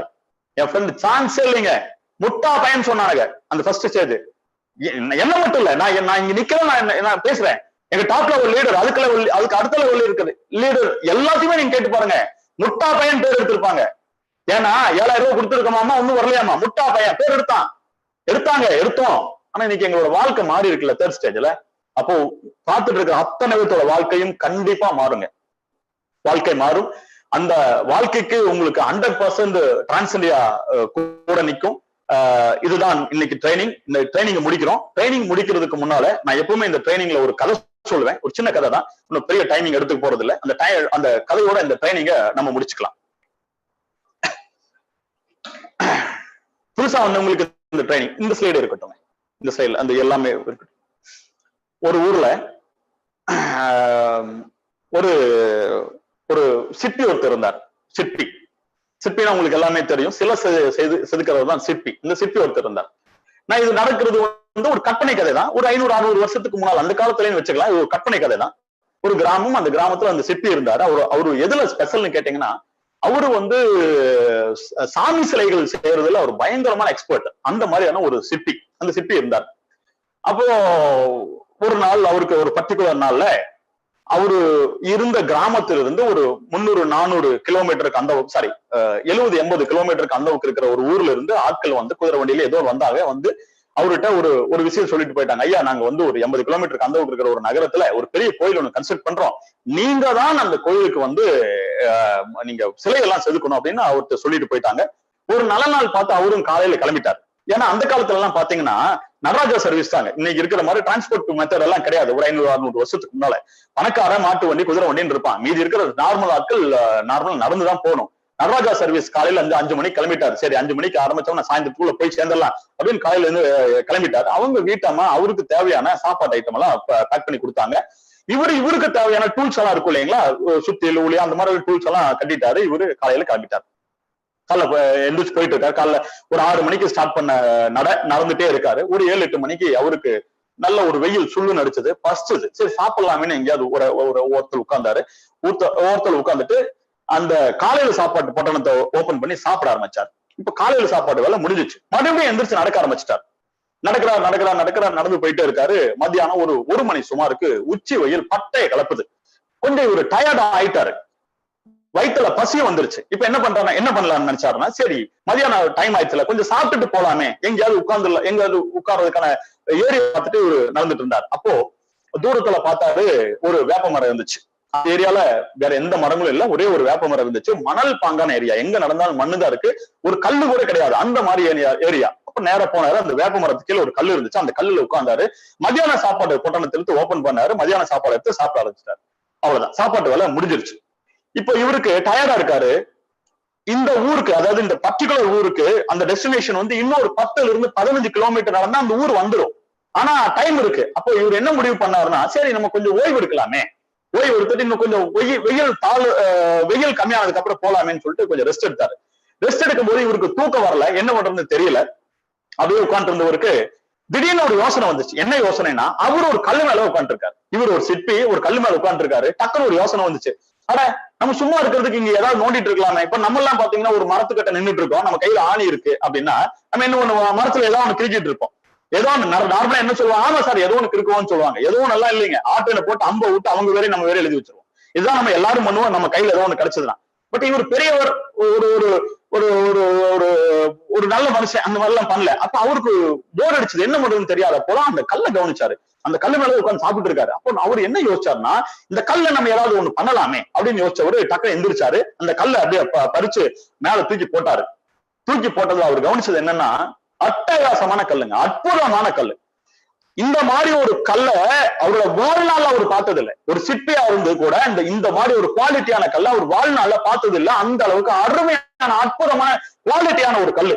இவருக்கு அவ்வளவு ஆனந்தம், இந்த கல்லை பார்த்தோம்னா அவ்வளவு ஆனந்தம். உடனே என்ன பண்றாரு, சரி நம்ம இந்த கல்ல ஒரு அற்புதமான ஒரு சிலை, சும்மா ஒரு 2-3 மணி நேரம் ஃப்ரீயா இருக்கமே, சிலை செய்யலாமே அப்படின்னு சொல்லிட்டு நேரம் அந்த கல்லெல்லாம் கம்ப்ளீட்டா தொடச்சிட்டு உளிய வச்சு சுத்தில ஒரு அடி அடிச்சார். கரெக்டா ஒரு ஏரியா பார்த்து அடிச்சார். அடிச்ச உடனே ஆக்சுவலா அந்த கல்லு அவ்வளவு வருஷமா தூங்கிட்டு இருந்த கல்லு நல்ல வேப்ப மரம் நல்ல குழுன்னு இருந்தது. தூங்கிட்டு இருந்த கல்லு அடிச்ச உடனே அந்த வலி பொறுக்க முடியாம கல்லு முடிச்சு கேட்டுச்சு, ஐயோ யாரையா நீ அப்படின்னு கேட்டுச்சு. அதுக்கு இவர் சொன்னாரு, நான் ஒரு சிற்பி, நான் இங்க வந்து ஒரு 2 மணி நேரம் ஃப்ரீயா இருக்கேன், அதனால உன்னை ஒரு சிற்பமா மாத்திரக்கு ட்ரை பண்றேன் அப்படின்னாரு. அதுக்கு அந்த கல்லு கேட்டுச்சு, நான் எதுக்கு சிற்பமா மாறணும், நான் அப்படியெல்லாம் ஒண்ணும் மாறணுங்கிற அவசியம் இல்லையா அப்படின்னு. அதுக்கு அவர் சொன்னாரு, இல்ல உன் வாழ்க்கை எல்லாம் மாறும், நல்லா இருக்கும், பொறுமையாரு, கண்டிப்பா உன் வாழ்க்கை மாறும்னாரு. அப்ப அதுக்கு அந்த கல்லு, சரி என்னமோ சொல்றேன், எனக்கு ஒண்ணும் புரியல, சரி என்னமோ அடிச்சுக்கோ, ஆனா ஒரு கண்டிஷன், வலிக்க கூடாது அப்படின்னு ஒரு ஆர்டர் போட்டு அது படுத்துருச்சு. இன்னொரு இடத்துல உளி வச்சு ஒரு அடி அடிச்சார். செம்ம அடி, அந்த அந்த உளி வந்து நல்ல ஆழமா போயிடுச்சு. ஆழமா போனோன்னு அந்த கல்லு கண்ணு முழிச்சு கண்டபடி திட்ட ஆரம்பிச்சிருக்கோம். மனுஷனாயா நீ? சும்மா இருக்கிறவனை கூப்பிட்டு வச்சு அதை பண்ற இதை பண்ற அப்படி பண்ற இப்படி பண்றன்னு அடிச்சிட்டு இருக்க. நீ என்னோட வாழ்க்கை எதையும் மாத்த வேண்டாம், தயவு செஞ்சு தொடாதேன்னு சொல்லிச்சு. டோன்ட் டச்ன்னு சொல்லிடுச்சு. இவர் என்னென்னமோ முயற்சி பண்ணாரு இவருக்கு அதை கன்வின்ஸ் பண்றதுக்கு. அது கேட்கறதாவே இல்லை. அது என்ன அதோட பாயிண்ட் ஒன்னே ஒண்ணுதான், எவ்வளவு வருஷமா சும்மா தானே இருக்கேன், சுகமா தானே இருக்கேன், என் வாழ்க்கை எதுக்கு மாறணும்? அந்த ஒரே ஒரு பாயிண்ட்டுக்கு இருக்கா பதிலே சொல்ல முடியல. கண்டவனை திட்டிருச்சு. கம்முன்னு அந்த கல்லை விட்டுட்டு விட்டுட்டாரு. அப்போ 2 அடி வேற அடிச்சுட்டாரா, கையெல்லாம் வரங்குது. என்ன பண்றதுன்னே தெரியல. அப்படியே உட்கார்ந்து இருக்கும்போது ஏதோ ஒரு சவுண்டு இவருக்கு பின்னால கேட்டுச்சு, ஒரு 20-30 அடி தள்ளி. அது என்ன சத்தம், அது என்ன சத்தம்னு தெரியல. ஏதோ ஒரு விஷயத்துக்காக திரும்பி பார்த்தாரு. ஒரு 20 அடிக்கு அந்த பக்கம் மொட்டை வெயில ஒரு கல்லு காஞ்சிட்டு கிடக்குது. அப்பதான் அந்த கல்லை அவர் கவனிச்சாரு. உடனே அங்க ஓடி போய் பார்த்தா ஒரு கல்லு. தொட்டு இழுத்து பார்த்தாரு. ஆக்சுவலி அந்த கல்லு மொக்க கல்லுங்க. 5 காசுக்கு பிரயோஜனம் ஆகாத ஒரு கல்லு. சாதாரண கல்லை விட சாதாரண கல்லு. அந்த கல்லு பெரிய சிற்பம் எல்லாம் பண்ண முடியாது, ஆனா அது ஒரு மொக்க கல்லு. அப்போ இவரு தொட்டு இழுத்து நேரா கொண்டு வந்து அந்த மரத்துக்கு கையில போட்டாரு. அப்போ மொட்டை வெயில்ல படுத்துட்டு இருந்தனால அந்த கல்லு தூங்கலைங்க. அது முடிச்சிட்டு இருந்த கல்லு. ஏன்னா மொட்டை வெயில்ல நடு ரோட்ல படுத்தாங்க தூக்கம் வராது இல்லையா, அந்த மாதிரி கஷ்டப்படுற கல்லு. அப்ப இழுத்துட்டு வரப்போ அவர்கிட்ட கேட்டுச்சு, ஐயா நீங்க யாரு, எதுக்காக என்ன இழுத்துட்டு வரீங்கன்னு கேட்டுச்சு. அதுக்கு இவர் சொன்னாரு, நான் ஒரு சிற்பி, நான் ஒரு 2 மணி நேரம் இங்க ஃப்ரீயா இருக்கேன், ஒத்துழைப்பு கொடுத்தீங்கன்னா உன்னை ஒரு சிற்பமா மாத்துறதுக்கு ட்ரை பண்றேன்னாரு. அந்த ஃபர்ஸ்ட் கல் கிட்ட என்ன சொன்னாரு, சிற்பமா மாத்தி காட்டுறேன்னாரு. ஏன்னா அந்த கல் குவாலிட்டியான கல். இதுகிட்ட என்ன சொல்றாரு, சிற்பமா மாத்துறதுக்கு ட்ரை பண்றேன்றாரு. ட்ரை அப்படின்னு என்னன்னா, ஏன்னா அவருக்கே ஒரு கான்பிடன்ஸ் கிடையாது இந்த கல்லு மேல. ஏன்னா அந்த கல் ஒரு மொக்க கல்லு. அதுக்கு அந்த கல்லு சொல்லிச்சு, ஐயா நீங்க என்னன்னாலும் எனக்கு நீங்க ஏதோ சொல்றீங்க, நீங்க என்னன்னாலும் பண்ணிக்கிங்கன்றுச்சு. அப்ப இவர் சொன்னாரு, நிறைய அடி கிடைக்கும், நிறைய வலிக்கும் அப்படின்னாரு. நீ ஓகே சொன்னா அடிக்கிறேன், இல்லைன்னா விட்டுறேன்னாரு. இல்லைங்க நீங்க எனக்கு ஒண்ணும் பிரச்சனை இல்லையா, நீங்க அடிச்சு என்னோட வாழ்க்கை ஏதோ மாத்துறேன்னு சொல்றீங்களா, நான் ஆல்ரெடி கஷ்டப்பட்டு தான் இருக்கேன், நீங்க நீங்க நீங்க ஏதோ ஒண்ணு பண்ணிக்கிங்கன்றுச்சு. உடனே கரெக்டான ஒரு பொசிஷன் பார்த்து அந்த உளி வச்சு ஒரு அடி அடிச்சாரு. அடிச்ச உடனே செம வலி. அந்த கல்லுக்கு, அந்த கல் இந்த மாதிரி வலி எதிர்பார்க்கல. ஐயான்னு கத்திருச்சு. அப்ப சொன்னாரு, இப்படித்தான் வலி கிடைக்கும், நீ ஓகே சொன்னா அடிக்கிறேன், இல்லைன்னா விட்டுறேன்னாரு. ஏன்னா அந்த முதல் கல்வி ஒரு கண்டவன் திட்டிருச்சு. அதனால இதுவும் திட்டிருமோ அப்படிங்கிறதுனால ஓகே சொன்னா அடிக்கிறேன், இல்லைன்னா விட்டுறேன்னாரு. அதுக்கு அந்த கல்லு அழக ஒரு பதில் சொல்லுச்சு, ஐயா நான் யாருக்குமே யூஸ் ஆகாம எனக்கும் யூஸ் ஆகாம பல வருஷமா அந்த வெயில்ல காஞ்சு கருவற போயிட்டு இருக்கேன். நீங்க என்னமோ வாழ்க்கை மாறுன்னு சொல்லிட்டீங்களே, நான் என்ன அடி வேணா தாங்கிக்கிறேன், நீங்க அடிங்க ஏன்றுச்சு. அவர் மறுபடியும் சொன்னாரு, பல அடி அடிக்கும், நல்ல வலிக்கும்னாரு. ஐயா நீங்க அந்த வாழ்க்கை மாறும்னு ஏதோ வார்த்தை சொன்னீங்களா, எனக்கு அது ரொம்ப முக்கியம் ஐயா, நீங்க என்ன அடி வேணா, ஏன்னா இதுக்கு மேல என்னால துன்பம் அனுபவிக்க முடியாது, அவ்வளவு அனுபவிச்சுட்டு இருக்கேன், அடிங்க ஏன்னு சொல்லிடுச்சு. உடனே இவர் இன்னொரு இடத்துல அடிச்சாரு. அடி உளி வச்சு அடிச்சா செம்ம ஒளி அந்த கல்லுக்கு. ஆனா அந்த கல் இப்ப கத்துலைங்க. அந்த கல் ஒவ்வொரு தடையும் அடி வாங்கும் போது அந்த கல்லுக்கெல்லாம் மனசுல ஒன்னே ஓடிட்டு இருந்துச்சு, என்னமோ வாழ்க்கை மாறுன்னு சொல்லிட்டாருல, என்னமோ வாழ்க்கை மாறுன்னு சொல்லிட்டாருன்னு அந்த ஒரே ஒரு விஷயத்தை யோசிச்சு அந்த கல் அமைதியா இருந்துச்சுங்க. ஒரு 2ல இருந்து 3 மணி நேரம் ஆயிடுச்சு. 3 மணி நேரம் கழிச்சு பார்த்தா அங்க அந்த கல் இல்லைங்க. அதுக்கு பதிலா ஒரு அழகான பின் சிற்பம் இருந்துச்சுங்க. மொக்க கல்லு, ஒண்ணுக்கு யூஸ் ஆகாத கல்லு, ஆனா பொறுமையா இருந்துச்சு. இவரும் பொறுமையா அழிச்சாரு. அந்த மொக்க கல்ல கூட ஒரு அழகான பெண் சிலை அங்க பெண் சிலையை கொண்டு வந்துட்டாருங்க. இப்போ இவருக்கான டைம் முடிஞ்சிருச்சு. இவர் 3 மணிக்கு ஆயிடுச்சு, இவர் 3 மணி நேரம் ஆயிடுச்சு, இவர் கிளம்பணும். இவர் கிளம்பிட்டார். அவரு அப்படியே போட்டு கிளம்பிட்டார். அப்போ கிளம்பும் போது என்ன யோசிச்சாருன்னா, இது இப்படி கிடக்குது, யாராவது கால் தடிக்கு விழுந்துருவாங்களோ அப்படிங்கிறதுக்காக அந்த சிலையை தூக்கி அந்த வேப்ப மரத்தை நட்டு வச்சு இவர் கிளம்பிட்டாருங்க. அவ்வளவுதான் நடந்துச்சு. அடுத்த நாள் காலையில இந்த கிராமத்துல இருந்து பக்கத்து கிராமத்துக்கு ஒரு பொண்ணு பார்க்கறதுக்காக ஒரு 10 பேர் போயிட்டு இருக்காங்க. போயிட்டு இருக்கிறவங்க எல்லாம் அந்த 10 பேரும் காலையில ஒரு 7-8 மணி நேரம் போயிட்டு இருந்தவங்க கொஞ்சம் வெய்ய அடிக்குதுன்னு சொல்லிட்டு நம்ம மரத்துக்கிட்ட ஒதுங்கினாங்க. ஒதுங்கிட்டு நின்று நியாயம் பேசிட்டு இருந்தாங்க. அப்ப பேசிட்டு இருக்க ஒரு பெரியவர் இந்த கல்லை கவனிச்சிட்டாரு. டக்குன்னு திரும்பி பார்த்தாரு, என்னது ஏதோ கல்லு மாடி இருக்குன்னாரு. அந்த வார்த்தையை மாறுறதை கவனிங்க, கல்லு மாடி இருக்குன்னாரு. இன்னொரு அம்மா எட்டி பார்த்துச்சு, சில மாதிரி இருக்குன்னுச்சு. இன்னொரு அம்மா எட்டி பார்த்து சாமி சிலை மாதிரி இருக்குன்னு சொல்லிச்சு. அந்த சாமி சிலை மாதிரி இருக்கு அப்படிங்கிற அந்த வார்த்தையை கேட்ட உடனே அந்த பொண்ணு பாக்குற இடத்துல மாப்பிள்ளை பையனோட அம்மா ஓடி வந்துட்டாங்க. எங்க ஓடி வந்துட்டாங்க. ஓடி வந்து அந்த சிலையை பார்த்தோம். அந்த அம்மா என்ன பண்ணா, அந்த அம்மா கையில பூஜை சாமான் இருந்துச்சுங்க. எடுத்து டக்குன்னு அதுல ஒரு சிகப்பு துணி இருந்துச்சு. டப்புன்னு எடுத்து கட்டினா கட்டிட்டாங்க. அதுல கொஞ்சம் குங்குமம் திருநீர் எல்லாம் இருந்தது. அதையெல்லாம் எடுத்து அந்த கல்லுக்கு வச்சு விட்டாங்க. அந்த அம்மாவை வச்சுட்டு அந்த அம்மா டக்குன்னு சாமி கூட ஆரம்பிச்சிட்டாங்க. கடவுளே, ஒரு 7-8 வருஷமே உனக்கு பொண்ணு தலவர கடவுளே, ஒண்ணும் கிடைக்க மாட்டேங்குது கடவுளே, எப்படியாவது இந்த சம்மதத்தையாவது முடிச்சு கொடு கடவுளேன்னு கும்பிட ஆரம்பிச்சிட்டாங்க. இதை பார்த்து ஒரு 2 பேர் அவங்க கடமைக்கு அப்படி இப்படின்னு தொட்டு கும்பிட்டாங்க. குழந்தைகள் அந்த பூவெல்லாம் பிரிச்சு அப்படி இப்படின்னு போட்டுச்சுங்க. போட்டுட்டு இவங்க ஒரு 1/2 மணி நேரம் கழிச்சு அங்கிருந்து கிளம்பிட்டாங்க. அவ்வளவுதான். இந்த இடம் வேற மாதிரி கொஞ்சம் மாறிடுச்சு. இப்போ ஒரு அரை மணி நேரம் கழிச்சு அங்க யாருமே இல்ல. அரை மணி நேரம் கழிச்சு அந்த வழியா ஒரு தேங்காய் வியாபாரி போறாரு. தேங்காய் வியாபாரி வண்டி ஃபுல்லா தேங்காய், ஒரு பையன் ஓட்டிட்டு இருக்கான், மாட்டு வண்டி ஓட்டிட்டு இருக்கான். இவர் பின்னால் உட்காந்துட்டு இருக்காரு, வண்டி ஃபுல்லா தேங்காய், மனசு ஃபுல்லா பிரச்சனை. என்ன பிரச்சனைனா, கடந்த 6 மாசமா இவர் எங்க போனாலும் பிசினஸ் இல்ல, எங்க போனாலும் பிசினஸ் இல்ல, எந்த சந்தைக்கு போனாலும் தேங்காய் விற்க மாட்டேங்குது, வியாபாரத்துல மிகப்பெரிய ஒரு தோல்விக்கான ஒரு விஷயம் நடந்துகிட்டு இருக்கு. அப்படியே அந்த சோகத்துல போயிட்டு இருக்காரு, என்ன பண்றதுன்னு தெரியல. போயிட்டு இருந்தவரு டக்குன்னு கவனிச்சாரு, இந்த இடத்த கவனிச்சிட்டாரு. அப்போ அந்த ஓட்டிட்டு இருந்த பையன்கிட்ட சொன்னாரு, டேய் வண்டி கொஞ்சம் நிறுத்துறா, ஏதோ கோயிலாட்டு இருக்கு, சாமி கும்பிட்டு போலான்னு. கல்லு, சிலை, சாமி சிலை, கோயில், அந்த அந்த அந்த அந்த வார்த்தை அப்படியே மாறிடுச்சு. கோயிலாட்டு இருக்கு, சாமி கும்பிட்டு போலான்னாரு. உடனே அந்த பையன் வண்டியை நிறுத்தினா. இறங்கி வந்தவரு பார்த்தாரு, சாமி சிலை, சிகப்பு துண்டு கட்டி இருக்கு, குங்குமம் இதெல்லாம் இருக்கு, கும்பிட ஆரம்பிச்சிட்டாரு. கடவுளே என்றாரு, கடவுளே 6 மாசமா என்னோட நிலைமை இப்படி இருக்கு கடவுளே, இந்த சந்தையில மட்டும் என்னோட தேங்காய் வியாபாரம் சரியில்லைன்னா என் குடும்பமே தற்கொலைக்கு தான் கடவுளை முயற்சி பண்ண முடியும் அப்படின்னு சொல்லி உருகி அழுக ஆரம்பிச்சிட்டாரு. அதுக்கு அவர் சொன்னாரு, உனக்கு கொடுக்குற அளவுக்கு எங்கிட்ட காணிக்கை எதுவுமே இல்லை, எங்கிட்ட காசெல்லாம் எதுவும் கிடையாது, என்னால முடிஞ்சது ஒன்னே ஒண்ணுதான், ஒரு தேங்காய் வேணா உனக்கு காணிக்க தாண்ட கடவுளை அப்படின்னு சொல்லிட்டு நேரம் வண்டியில போய் ஒரு முத்தம் தேங்காய், பெரிய தேங்காய் எடுத்துட்டு வந்தார். எடுத்துட்டு வந்து அப்படியே ஒரு பூஜை எல்லாம் பண்ணிட்டு சுத்திட்டு, இப்ப உங்களுக்கே தெரியும் பூஜை பண்ண அந்த தேங்காய் என்ன பண்ணணும், அடிச்சு ஈடு தேங்காய் போடணும், அடிச்சு உடைக்கணும். உடைக்கிறதுக்கு தேடினாரு, அது மணல் பாங்கான ஏரியா, எங்க பார்த்தாலும் கல் இல்ல. திடீர்னு அப்புறம் அந்த பையன் ஒருத்தர் கூப்பிட்டான், அந்த வண்டி ஓட்டுற பையன், ஆனா ஒரு கால்கடையில பாருன்னா ஒரு கல்லு இருக்குதுன்னா, திரும்பி பார்த்தாரு, ஒரு கல்லு இருந்துச்சு. ஆமாண்டா அப்படின்னாரு. எந்த கல்லு தெரியுங்களா, டோன்ட் டச்ன்னு சொல்லிச்சு இல்லையா, அந்த கல்லு கரெக்டா கடந்தது. இவரு சிப்பி கிடையாது, இவருக்கு இந்த கல்லு குவாலிட்டி அதெல்லாம் தெரியாது. உடனே கல்ல பார்த்தாரு, தேங்காய் அடிக்கணும்னு முடிவு பண்ணிட்டாரு. அந்த பையனை கூப்பிட்டாரு, 2 பேரும் வந்தாங்க, தூக்குனாங்க, 20 அடி தள்ளி கொண்டு போட்டாங்க, நல்ல வெயில்ல போட்டாங்க. அன்னைக்கு தான் இந்த கல்லு வெயில்லாம் என்னன்னே பார்த்துச்சு. அவ்வளவு வருஷமா அழகா வேப்ப மரம் நிழல்ல தூங்கிட்டு வந்த கல்லு அன்னைக்கு தான் வெயில்லாம் என்னன்னே பார்த்துச்சு. அப்படி என்னடா அது ஒண்ணும் புரியல, ஏன் இப்படி வெயில் அடிக்குது, எதுக்கு இப்படி சூடாகுதுன்னு அந்த கல்லுக்கு ஒண்ணுமே புரியல. அப்படி பார்க்கும்போது மேல கரெக்டா தேங்காய் வச்சுட்டு நின்று இருந்தாரு. கடவுளே ஒரு சவுண்ட், அடுத்த சவுண்ட் அடிச்சு அட்டி மண்டா மேல கல்லுக்கு அடிச்சோ, செம்ம ஒலி அந்த கல்லுக்கு. அந்த கல்லு ஐயோ அம்மான்னு கத்துது. சிப்பிக்கு கேட்கும், இவருக்கு ஒண்ணும் கேட்கல. இவரு கிளம்பினாரு. அன்னைக்குன்னு பார்த்து இவருடைய எல்லா தேங்காயும் வித்துருச்சுங்க. அது சாமியா கடவுளா பூதமா அதெல்லாம் எனக்கு தெரியல. ஆனா அன்னைக்குன்னு பார்த்து ஏதோ நடந்துச்சு, எல்லா தேங்காயும் வித்துருச்சு. தேங்காய் எல்லாம் வித்தோன்னு இவர் ஒரு பொருளை கிளப்பி விட்டார். என்ன பொருள்னா, அங்க ஒரு தேங்காய் சாமி இருக்கு, எது வேண்டுனாலும் கிடைக்குதுன்ட்டார். நம்மளுக்கு பொருளை கிளப்ப சொல்லவாதுன்னு அடுத்த நாள் காலையில இந்த மரத்தை சுத்தியும் 18 பட்டி கிராமம், அது சொல்லுவாங்க இல்லைங்களா, அந்த அத்தனை கிராமத்துல இருந்தும் எல்லாம் வந்துட்டாங்க. புதுசா சாமி வந்துருச்சுன்னு சொல்லிட்டு எல்லாத்துக்கும் கையிலையும் தேங்காய், இதான் தேங்காய் சாமின்னு சொல்லிட்டாரு. எல்லாத்து கையிலையும் தேங்காய். நேரம் வந்து இங்க கும்பிடுறாங்க, கடவுளே எனக்கு அது இது வேணும், என்னென்னமோ வேண்டாங்க. வேண்ட அத்தனை கையிலையும் தேங்காய் நேரம் வேணும். அதுக்கப்புறம் நேரம் அங்க போறாங்க, எங்க அந்த குவாலிட்டியான கல்லுகிட்ட போறாங்க. அடிச்சா அடி மண்டை காலையில 7-8 மணிக்கு அடிக்க ஆரம்பிச்சா நைட்டு ஃபுல்லா அடி வாங்கி சாகுது அந்த கல்லுங்க. ஆனா இந்த கல்ல சாமின்றான், பாலபிஷேகம்ன்றான், தேன் அபிஷேகம்ன்றான், டீயை ஊத்துறான், காஃபியை ஊத்துறான், எல்லாம் ஊத்துறான், உளுந்து கும்பிடுறான். எங்கேயோ இருந்த கல்லுங்க, எங்கேயோ வாழ்க்கையில என்னமோ ஆன கல்லு இன்னைக்கு இதை சாமின்னு சொல்லிட்டாங்க. குவாலிட்டியான கல்லு அடி வாங்கிய சாகுது. இந்த 2 கல்லோட வாழ்க்கை மாறிடுச்சுங்க.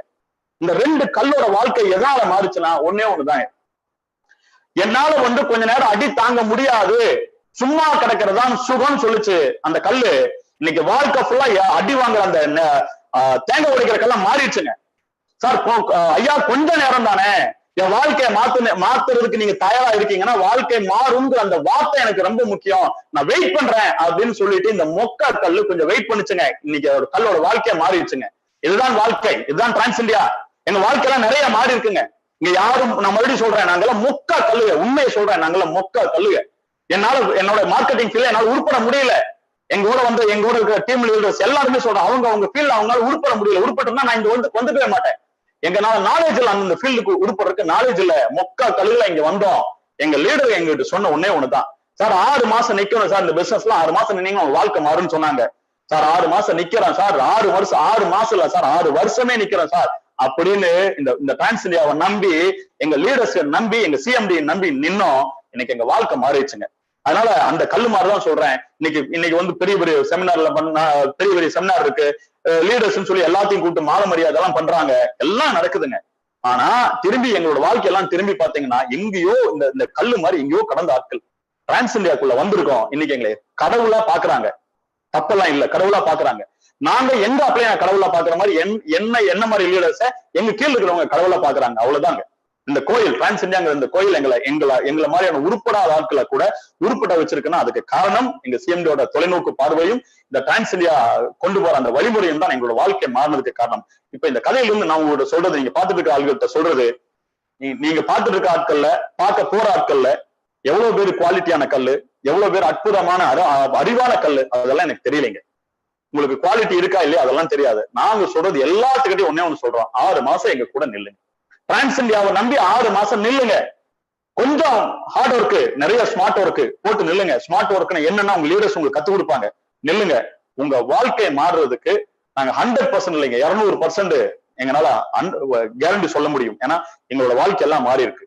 ஆக இந்த ட்ரைனிங்க இவ்வளவு நேரம் அற்புதமா அழகா நீங்க கேட்டுட்டு இருந்த உங்களுக்கும், அற்புதமா எனக்கு இந்த சப்போர்ட் பண்ண இங்க இருக்கிற ஆட்களுக்கும், இதுக்கு இந்த மாதிரி ஒரு ட்ரைனிங் இனிஷியேட்டிவ் எடுத்த எங்க சிஎம்டிக்கும் ரொம்ப தேங்க்ஸுங்க.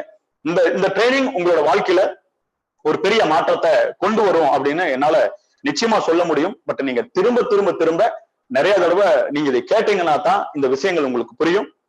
நிறைய கேளுங்க. இன்னும் நிறைய ட்ரைனிங்ஸ் இருக்கு. அந்த ட்ரைனிங் அட்டன் பண்ணுங்க. உங்க வாழ்க்கை, என்னோட வாழ்க்கை மாறின மாதிரி உங்க வாழ்க்கை மாறும்.